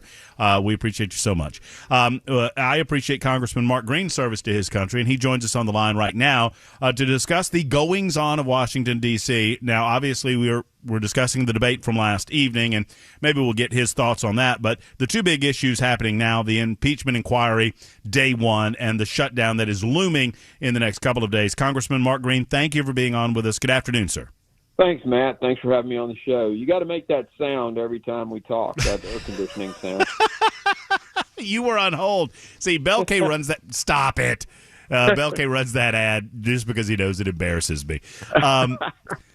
Mark, I think the big one is the shutdown that's looming, and the question that I hear from a lot of our listeners in Middle Tennessee, as the leadership of the House is in Republican control, why did we not see this coming? What happened that led us to this place, and why does it feel like we do this on an annual basis? Give us your overview of the possibility of shutdown and where you are on it. So I would submit that the appropriations process it failed. And so our appropriators, leadership at least, probably didn't manage their time well. Didn't get things. I don't have an excuse for why those bills weren't brought forward. There were some that were brought forward that were pushed back because changes needed to happen to get enough votes. I get that, but I put it on the appropriators for not getting it done. Where do you think we go from here? What's your sense of, the expectation is that the shutdown is happening, right? Yeah, I think, in all honesty, what we will pass out of the House tonight and tomorrow, the Senate is not going to agree to. So, we're looking at a shutdown. And how long? What does it mean? What are you hearing from leadership? And would you and do you support? I know that it's being the verbiage is CR, continuing resolution. I've talked to a number of congressmen that say that this isn't your classic quote unquote CR. It's just a stopgap measure to try to get these 12 appropriations bills through the House and get them to the Senate. Are you willing to consider that? I have never voted for a CR before. I've been opposed to those because it's an admission of an inability for Congress to do what we just talked about with the appropriations process. And I've been opposed to CRs my entire time in Congress. There is an opportunity, though, that if we can get H.R. 2, my border security bill, onto a CR and get it over to the Senate, if it could get the votes, I might consider doing a CR, and this is how I frame it for people. Let's assume that we're spending an extra 10 or 15 billion a month, right? So let's assume that it's that much. Just pulling a number out. So would you spend $10 billion a month for 30 days to get a $200 billion savings on the border annually forever? And, when I think about it in that terms, I go, well, if we can get the border secure and save American lives and save several $100 billion a year that the border crisis is costing us, maybe I'd give them 30 days. That's the decision we're working through right now, but it on its surface makes a lot of sense. But I've generally been opposed and have never voted for a clean CR in my entire time in Congress. I can't imagine that our listening audience on Supertalk 99.7 WTN isn't well familiar and well aware of what is happening at the southern border. But as the chairman of the body in the House of Representatives, whose duty it is to examine this, to identify the issues, how do you express it to people who are unaware of the totality of what's going on the southern border in terms of its immediate impact on the American people? The immediate impact is both human costs and financial costs. The human costs, of course, are obvious. The fentanyl that comes across the southern border because it's wide open. And when I say wide open, in Eagle Pass, they have zero Border Patrol agents right now on the border. They're all 100% processing the mass waves of people. The cartels know this. They do this on purpose, and then they pour the fentanyl across that empty border. And so that fentanyl will come into the United States, and it will kill Americans. And last year it killed fentanyl itself about 80,000. Total overdose deaths were around 116,000 last year, 177,000 in the first year of the president. Number one cause of death, 18 to 40 years old. If we can close the border, we save American lives. And then you got to put the other piece of the human cost in there, and that is the human trafficking, which has skyrocketed under this president. To the point that my investigation, I think we're going to show very clearly that not fixing that border is aiding and abetting the cartels and the human trafficking. But that is destroyed lives or certainly crushed lives. There are people who come out of that and become whole again. But look, it is devastating, particularly on young women. It is on young boys too. But That is the human cost. The financial cost, we're adding in the cost to the cities to house them. We're adding in the cost of social services. We're adding in the cost of, whenever you go to the emergency department and you don't have insurance and it gets cost shifted to the insured patient, we're adding in the cost of jail time for the criminals that do come across, get caught, and get put in local county jails. That's $120 a day cost to the taxpayers of that county. We're adding in the cost, just in Tennessee, every fentanyl baby, every baby born to an addicted fentanyl mom costs the state because the state winds up taking care of it. That's a Medicaid cost for the care of that child that goes on our Medicaid bill. So all of these costs, estimates range from $150 billion to about $460 billion is the top end number. If we can shut our border, we can save the human cost, we can save the financial cost. And that's why we consider, and I say consider, a CR if we can get the border on there and put some teeth in it to get it enforced. Last night, and we're having a bit of a technical glitch. If that's on my end, Bell, let me know. But a bit of a technical glitch on the line. Congressman Mark Green is with us. Congressman, last night on the Republican debate stage, there seemed to be a certain level of uniformity regarding how to handle the southern border and whether or not there ought to be some level of military engagement, special operations or whatnot, considering the drug and human smuggling and trafficking that is going on. Would you agree to take it to that level? Again, our technical difficulty kind of blinked you out there a little bit, Matt. Military engagement and potential special operations to break the back of the drug cartels. Oh, absolutely, 100%. We've got to do something now. The designation of foreign terrorist organization has some legal issues to it. I think what we do, and what I was preparing to do, was to create a new legal entity that would allow us to use military force against the cartels. I talked to the DOD folks about it and how best to do it. The speaker stood up a special cartel committee. So there's now a separate committee that is tasked with confronting the cartels. But my plan, had that not been stood up, was to create a new legal classification, which would have been a blend between the RICO statutes that go after organized crime and the terrorist designation, and would allow the use of military force to take these guys down. All right, Bell, do me a favor, if you will, Bell. Put Congressman Green on hold. I hate to do it, but we missed a good portion of the last answer there, and I don't know what the nature of that. It might be that he's in the Capitol just off of the House floor and attempting to make the cell phone call, or it could be on our. I don't know. I'm not blaming anybody, but I'm sure it was the best answer that I'll never hear. Because Mark Green is a brilliant person, and I know that he's on top of the southern border situation. I'll tell you what, I'm going to suspend it there. We'll try to get a better connection. Put Mark on hold if you can, Bell, from home base. Pick him up and see if we can get a slightly better connection. I'll take a short time out, and maybe we have him for a few minutes on the other end. If we can't, if he's got to go, I understand that too. I'm just kind of operating on the fly, trying to get a better connection with his cell phone. Is he going to call us back? Okay, very good. Let's take a quick timeout. 2:15 Super Talk 99.7 live from Paul Winkler's in Goodlettsville. Stop by and say, I just saw a guy with a Georgia hat on. You got good people in here, pal. You got, oh, look at him. Go Dogs. We'll be back in just a moment on Super Talk. I texted him. I said, you better get over here. Matt's in the house. I love that. He's like a huge fan. Come on. This is Charlie. Charlie's a rocking guitar player. More importantly, Charlie is a rocking guitar player. a smart guy. Oh, he is. Yes. He's got it down. Fort Murphy. Nice to meet you, Charlie. Listen to you since day one. Thank you. Appreciate it, sir. And go Dogs. And go Dogs.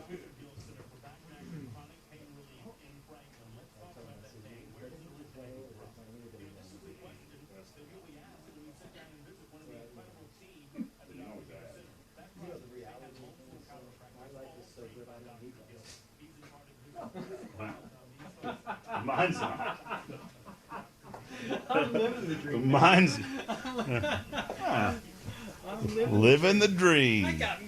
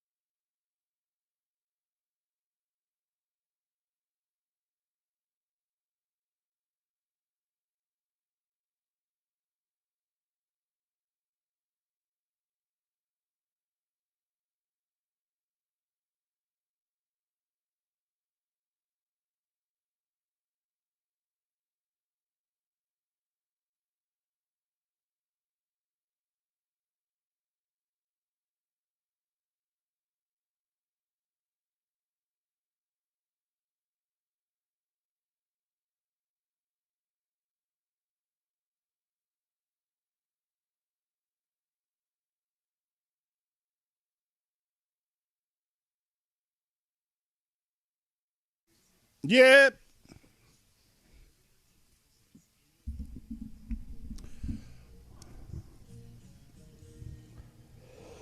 Biden impeachment inquiry, as well as a looming government shutdown, plus a school bus crashes this morning. We'll tell you all about it. 2:30 Super Talk 99.7 WTN. Thank you, Mac Morey. Appreciate you. We're out at Paul Winkler's in Goodlettsville, out and about. I love getting out and about, even on a rainy day. And the rain is subsiding to a certain degree this Thursday afternoon. Come on out and see us. We're here till about 3 o'clock. We'll talk with Paul at about 2:35 this afternoon. That's coming up in just a few moments from now. Now, Congressman Mark Green is back with us, and I appreciate his indulgence, giving us a few extra moments. We missed a little bit of the answer that he was giving regarding the southern border and the importance of special operations, military engagement, and a designation of these drug cartels as a terrorist organization. I want you to just briefly revisit that if you can, Mark, because we missed some of it through our technical difficulties. The importance of making sure that we shut this down to protect the American people. And it's my understanding, I think I saw this statistic correct, that Tennessee has some of the top fentanyl deaths in the United States of America, and obviously most of that is coming across the southern border. Yeah, so the fentanyl is killing Americans, and it's moved by the drug cartels, pushed by the Chinese. So this is a national security crisis, and we should use the military. Now, the foreign terrorist designation is somewhat problematic from a legal standpoint. So what I was proposing was that we create a new type of entity that sort of blends the organized crime laws with the foreign terrorist designation laws, but in the end accomplishes what the foreign terrorist laws do, and that is allow the use of military force. And special operations clearly would probably be the start point, but the big Army, the big Marine Corps would have a mission too. The Navy, everybody would have play, because it is a national security threat. I called out the Congress. I understand that you guys have the ability to chew bubble gum and walk down the street at the same time. But I called out the Congress a little bit regarding the impeachment inquiry starting today, considering that I think the House maybe should be focused on attempting to pass appropriations measures. And I understand that everyone's not on those committees or whatever. But are you watching what's going on in the impeachment inquiry, and do you have any thoughts on that? I have not. My team is reporting on it as we go through the day, but I have not watched it. I've been in committee. We had a subcommittee on the Indo-Pacific in my own committee, and two different foreign affairs. I'm also on foreign affairs, so I was in two different committees there. Multiple meetings today with constituents, and so it's been a packed schedule. And I don't have a role in that oversight committee anymore, so I'm getting my other stuff done. Well, and we appreciate that, Congressman. At the same time, where do you think? I mean, do you have an opinion about where this should go? I mean, if impeachment is a political act, and I understand it's a constitutional and a political act, it's not a criminal court, but I don't know that it wouldn't best to serve the American people to continue to investigate, continue to get the information out to the people. But I think it's in our best interest politically to have Joe Biden on the ballot.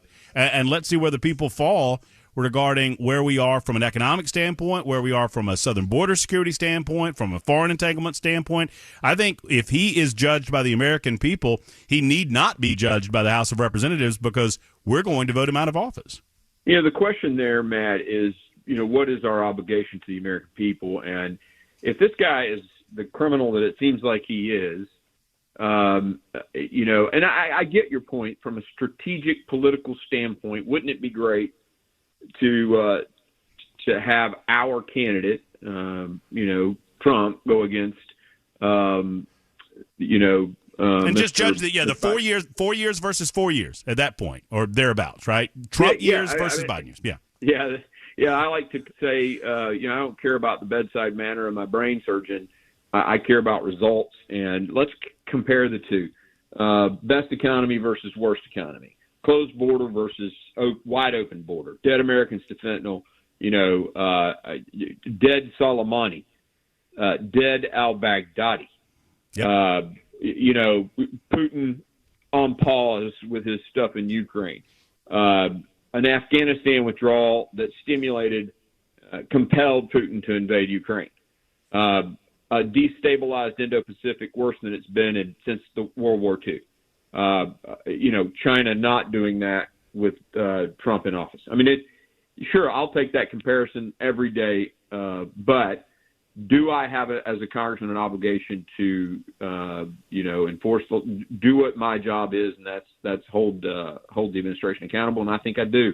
And that's why we're doing our 5-phased approach. I'm taking a little more protracted method, and that's why I think, I kind of agree with you right now, timing-wise, optics-wise, today maybe, but doing something to dig into the Biden crime syndicate, I don't think we have a choice. I think we have to do that. In the moment or two that we have left, several super texters on the super text line listening on Super Talk 99.7 WTN are asking me to ask you where you are regarding Russia and Ukraine. You mentioned Vladimir Putin was on pause. He's certainly not now. He is a threat. He is a danger. And I'm curious your position and whether or not the American people can expect, wherever they are in terms of sending money to assist the Ukrainian people and Zelensky, where are we regarding oversight of that money, and are you comfortable with the level of oversight? So there have been 5 votes now. We had a vote yesterday. Before that, there were 4 votes to send aid to Ukraine. I voted no on 3 of those and yes on 1 of those.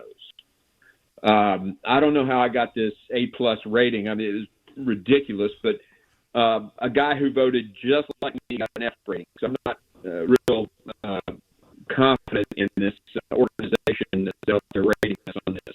There were 4 votes until yesterday, and I voted no 3 times, yes 1 time. The reason I voted yes on that 1 time was a big chunk, a huge chunk of that money stayed in the United States. This is misinformation that's out there. We were going to build a stinger plant. We hadn't made stingers in 20 years. Still very effective in the Ukraine shipment. The first shipments that happened before we even voted that were part of previous decisions were working. And so, we decided, well, let's build a bunch more of these stingers. That stinger plant employs people in the United States and money spent here. Same with the Javelin missile expansion. Same with the stockpile increase here. Close to $10 billion on that. Okay. And $4 billion went to the 101st, our troops from my district. So I voted yes on that. Yesterday, Bell, I got to call it. Bell, pull him down. I got to call. I love him. I love him to death, and apologize to him, but I got to call it. It does not seem to want to get any better. Sadly, we've got a recurrence of that. I think what we've established here this afternoon is that Congressman Mark Green is an AI bot, artificial intelligence bot, and anytime Matt Murphy starts asking the tough questions, he starts glitchy. He gets glitchy. Y'all notice that? Tough question, glitch, glitch, glitch. I'm just kidding, of course. Mark, thank you for your time. Sadly, we're just, we can't understand what he's saying. But what I did get out of that answer was that while he has gotten high marks from those who support a Ukrainian engagement and American participation in the Ukrainian engagement, he has voted in favor of the financial spending that he believed was the right thing to do and against some of what he believed was the wrong thing to do. And I think that's a more nuanced approach. I believe that we need to shut down all Ukrainian spending until we get our own spending in order over here and let the Ukrainians fight their good fight. I understand the argument on the other side of that. I understand that there are some that suggest that, Putin won't stop and he'll go to Poland next. And once he gets to a NATO country, America is fundamentally and contractually obligated to assist in pushing back on that. I get those arguments. I still maintain that if we do not want to be the police of the world, then the way to stop that is to stop being the police of the world and allow the Ukrainians to combat in their own engagements and support them where we can. But what I see is a slow walk to boots on the ground where American soldiers – I mean, tell me how this entanglement is not the same way we got into Vietnam. Vietnam started with financial assistance, and the financial assistance wasn't necessarily to support the Vietnamese, it was to push back against the Communist Chinese and to push back against their expansion of their Communist Chinese agenda. Does that sound familiar? So we're there not necessarily to support or deny support for the Ukrainian people or the Vietnamese people, as the case may be, but more to push back against the growing threat of a greater enemy to the United States of America. And it starts with material support, and it continues with actual arms and armaments and planes and tanks. And then eventually, you got to train those folks in how to use them. And eventually, when they don't use them properly and they're still losing, you go ahead and you put boots on the ground in the back of the, not on the front lines, obviously in the back. Just to make sure they're doing it the right way and to offer them some sort of intelligence level of support from your own military. And at some stage in the Vietnam War, we decided, well, why don't we just stop all of this dog and pony show and get our American troops on the front lines? And before you know it, 50,000 people are dead. 50,000 American soldiers are dead. And last I checked, the Vietnam War was not successful, and we had to pull out. It's 2:30, Super Talk 99.7, WTN. Mac Morey's got the news right now.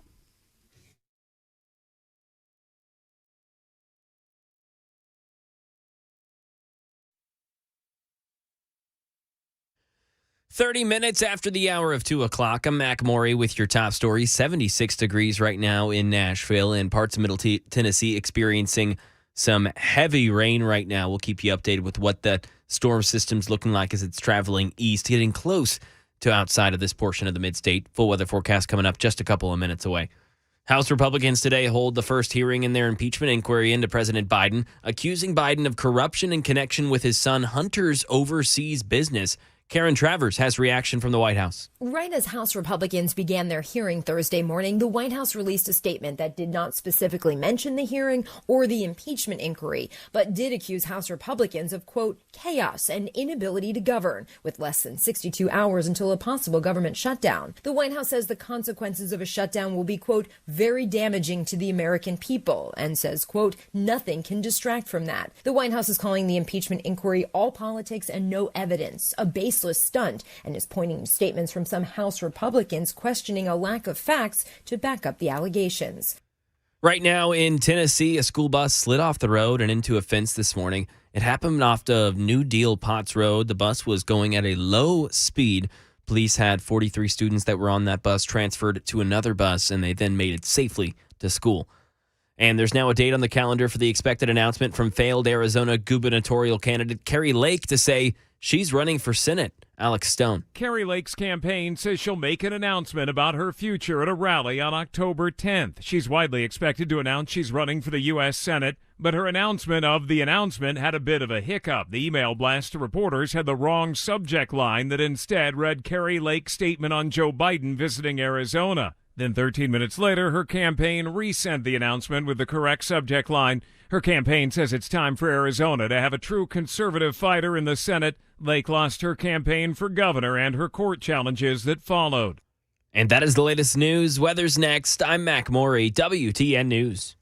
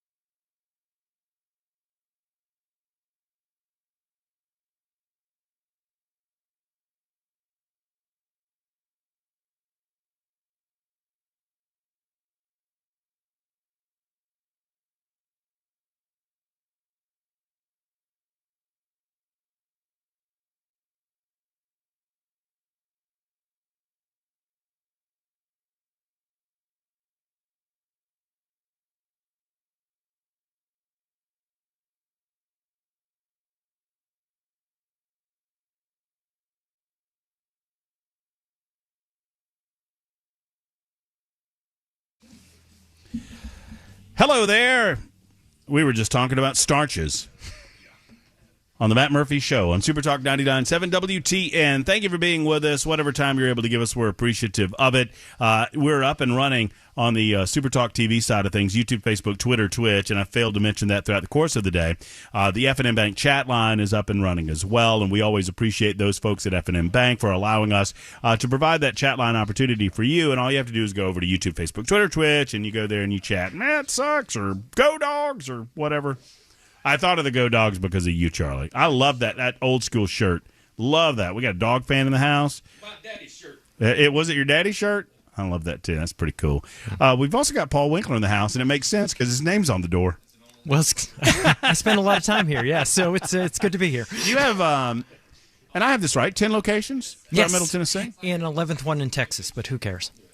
But you, as we met a year and a half, almost 2 years ago now, you told me then that it's important for you to go to get as close to the folks in and around the areas that as you can, and to provide qualified, certified planners, people that are trained, that are licensed, that know what they're doing, vetted by you, close to the people that you serve, so that people can look at them face to face if that's what they want. Yeah, so the idea is convenience, obviously. But, the other thing is I like degreed planners, chartered financial consultants, certified financial planners. That's where we start. Like good grief, if I named off everything, accredited asset management specialist, retirement income certified professional, wealth management certified professional, chartered life underwriter, chartered financial consultant. It's just a lot of different. You're just showing off over there now.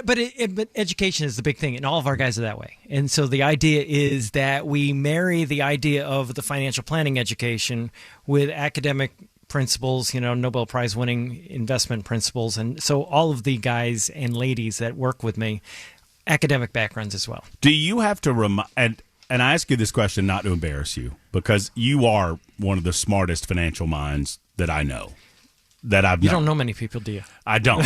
No. I don't get out much. But I also applaud this, that you have the ability, because I've heard you do it, to talk way above my head regarding some of these concepts, but you choose not to do that. I try not to. You speak in a way that people can understand. That's important to you, that people understand what they don't just hand you their money and say, help me. They understand your strategies and how you're helping their money grow. We fear that which we don't understand. And, we were talking a little bit, Chris and I were talking a little bit earlier. I had a client comes in and says, hey, Paul, you never talk about GIPS auditing. And, I was talking about global investment performance standards. And I said, I defy you to go out there and find, like, any mutual fund company, any of the fund companies out there, investment firms. There's data I saw this week that blew my mind. It was 46,000 registered investment advisory firms and Securities and Exchange Commission advisory firms. And at 46,000, you'd think a lot of them, you would know the actual returns of their clients. That would be something that would be commonplace. And you have to go slow for me because, as you know, I was educated publicly in Georgia. So when you say GIPS auditing, what you mean is that you have, outside agency, or someone comes in outside and audits you. Firm. And gives a firm like return of investment. What were the actual returns that clients actually got working with the investment portfolios that you use? I would think that everybody would do that. You would think, but 1,700 out of 46,000 isn't much. So only 1,700 organizations? Yeah, there are only 1,700 of them that actually go through and literally audit what the client returns were. And my client's going, then she said, that's integrity. I don't know why you don't talk about it. What's the math there, Paul? It's less than 4%. So less than 4% of people that do, broadly what you do. So, yeah. Have an outside agency auditing saying this is the return that you get if you work with us. And her point was, what are they hiding? And I said, that's a great question. It's a really good question. And you and I have talked about that regarding other things as well. So that's all part of it. It's just part of, you should know that before you ever invest. It ought to be something. And we actually have a whole workshop. And I'm actually, in my third hour of the radio show this week, I'm actually presenting that data and the workshop and other things you ought to look at when you're looking at financial advisors, like Bernie Madoff. I talk about who got taken advantage of, why, what did they do wrong, what was the custodian's job in that, how did people get taken by that, how do some of the smartest minds out there get taken by investing principles or investing schemes or scams or whatever you want to call them that have no validity to them. How do people get pulled in? These people are smart. And that's what I'm going to be talking about in the third hour of the show this week. Well, it's my understanding that Charles Ponzi was a very convincing person. Oh, right? yeah, they're very charming. Right? Yeah, I mean, no question. that's where it starts, right? Yeah. Is that the point person, whomever it might be, and of course I bring up Ponzi because of the Ponzi scheme. The Ponzi scheme was named after him. Right. But it has to start with that person, and they have to seem smarter than you, and that's where some people get a little concerned when people are talking above their heads and don't have the ability to explain things on their level. Right, and then in Madoff, one of the founding people in NASDAQ, on the board for Securities Exchange Commission, you see, look, I've got to be able to trust this person. Look at where they are. And so what happens, often people get pulled in because this person supports this charity that I believe in, and they do this, they must be okay, and then they have no way of knowing really what they're doing outside of blind trust. That's why I always talk about blind trust is such a problem. That makes your job harder. You harder. can't understand it. And it makes your job harder. But you can understand it. There are things that, like, for example, I'll say to somebody, in 60 seconds, I can get you to understand where returns come from in stocks. I'll do that. And they'll go, yeah, try me. Yeah, for sure. And I'll say, okay, well, hold on. I'm gonna. Okay, ready? You're gonna do it? No, we're Okay. gonna do this. Okay, we're gonna time this. All right, I'm gonna get my timer out. All right. And Paul is within 60 seconds. He's gonna explain.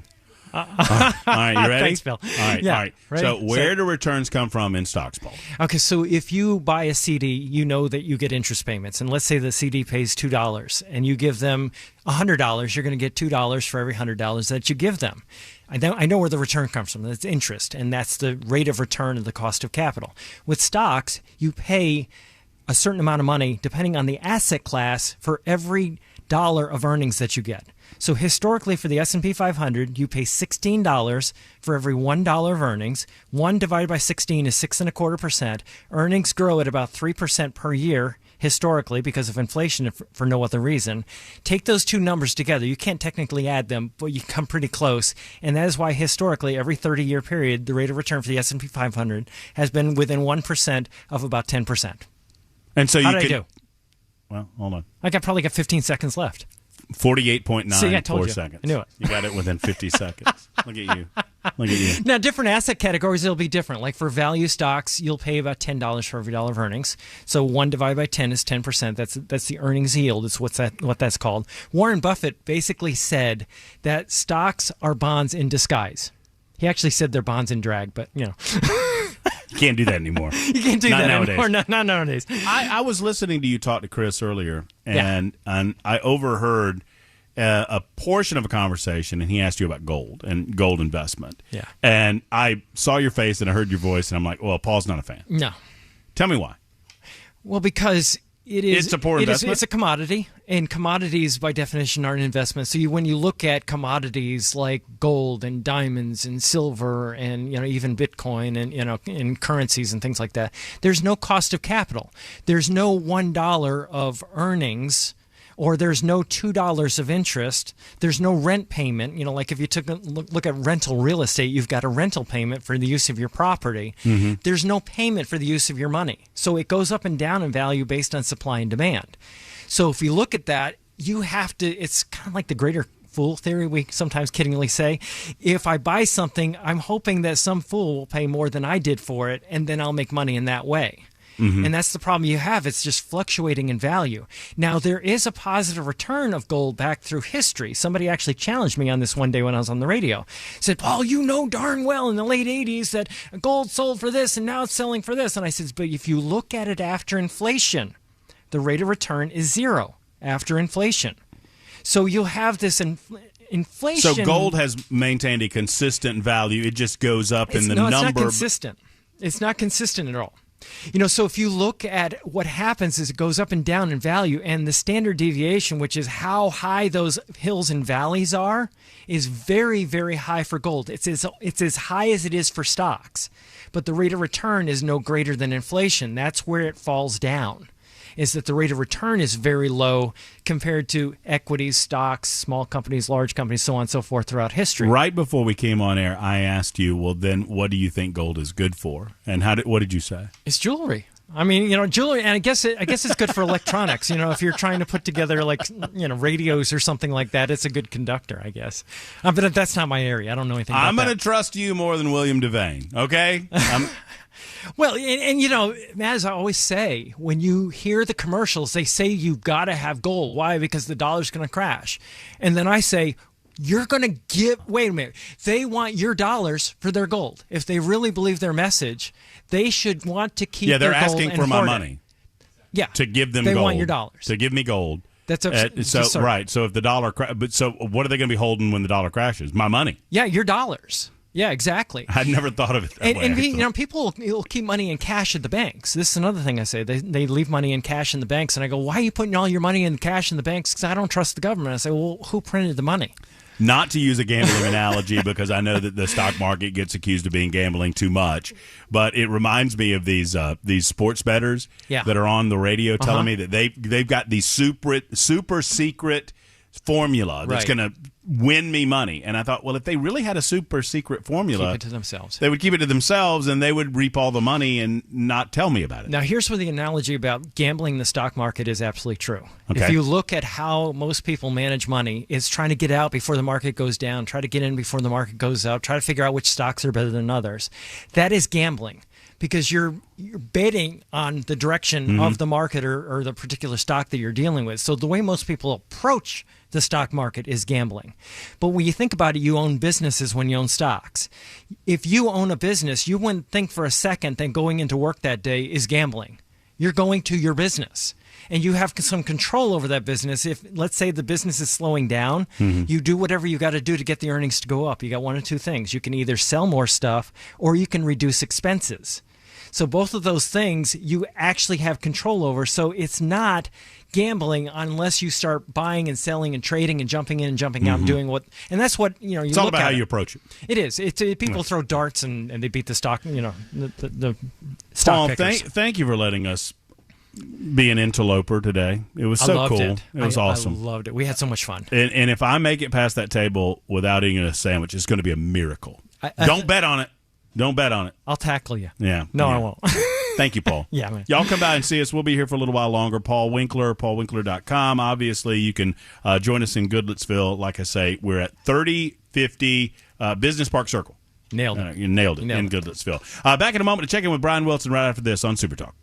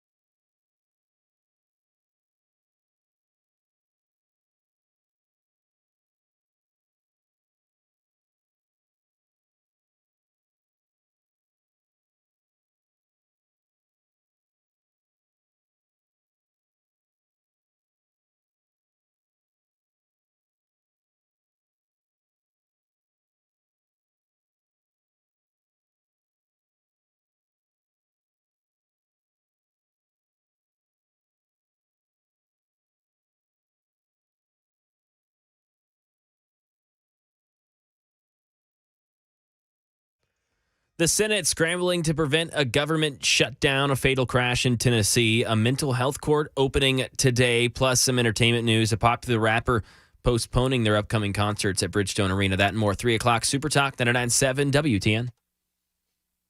2:56 thereabouts on Super Talk 99.7 WTN. We're wrapping up our portion of the day and handing off to Brian Wilson presently. He's here now to tell us what it's all about. What's up, Brian? How are you? I'm doing very well. I'm spending a few minutes before the show filling out the questionnaire that we got from Dan Mandis, our program director. Have you looked in your mail?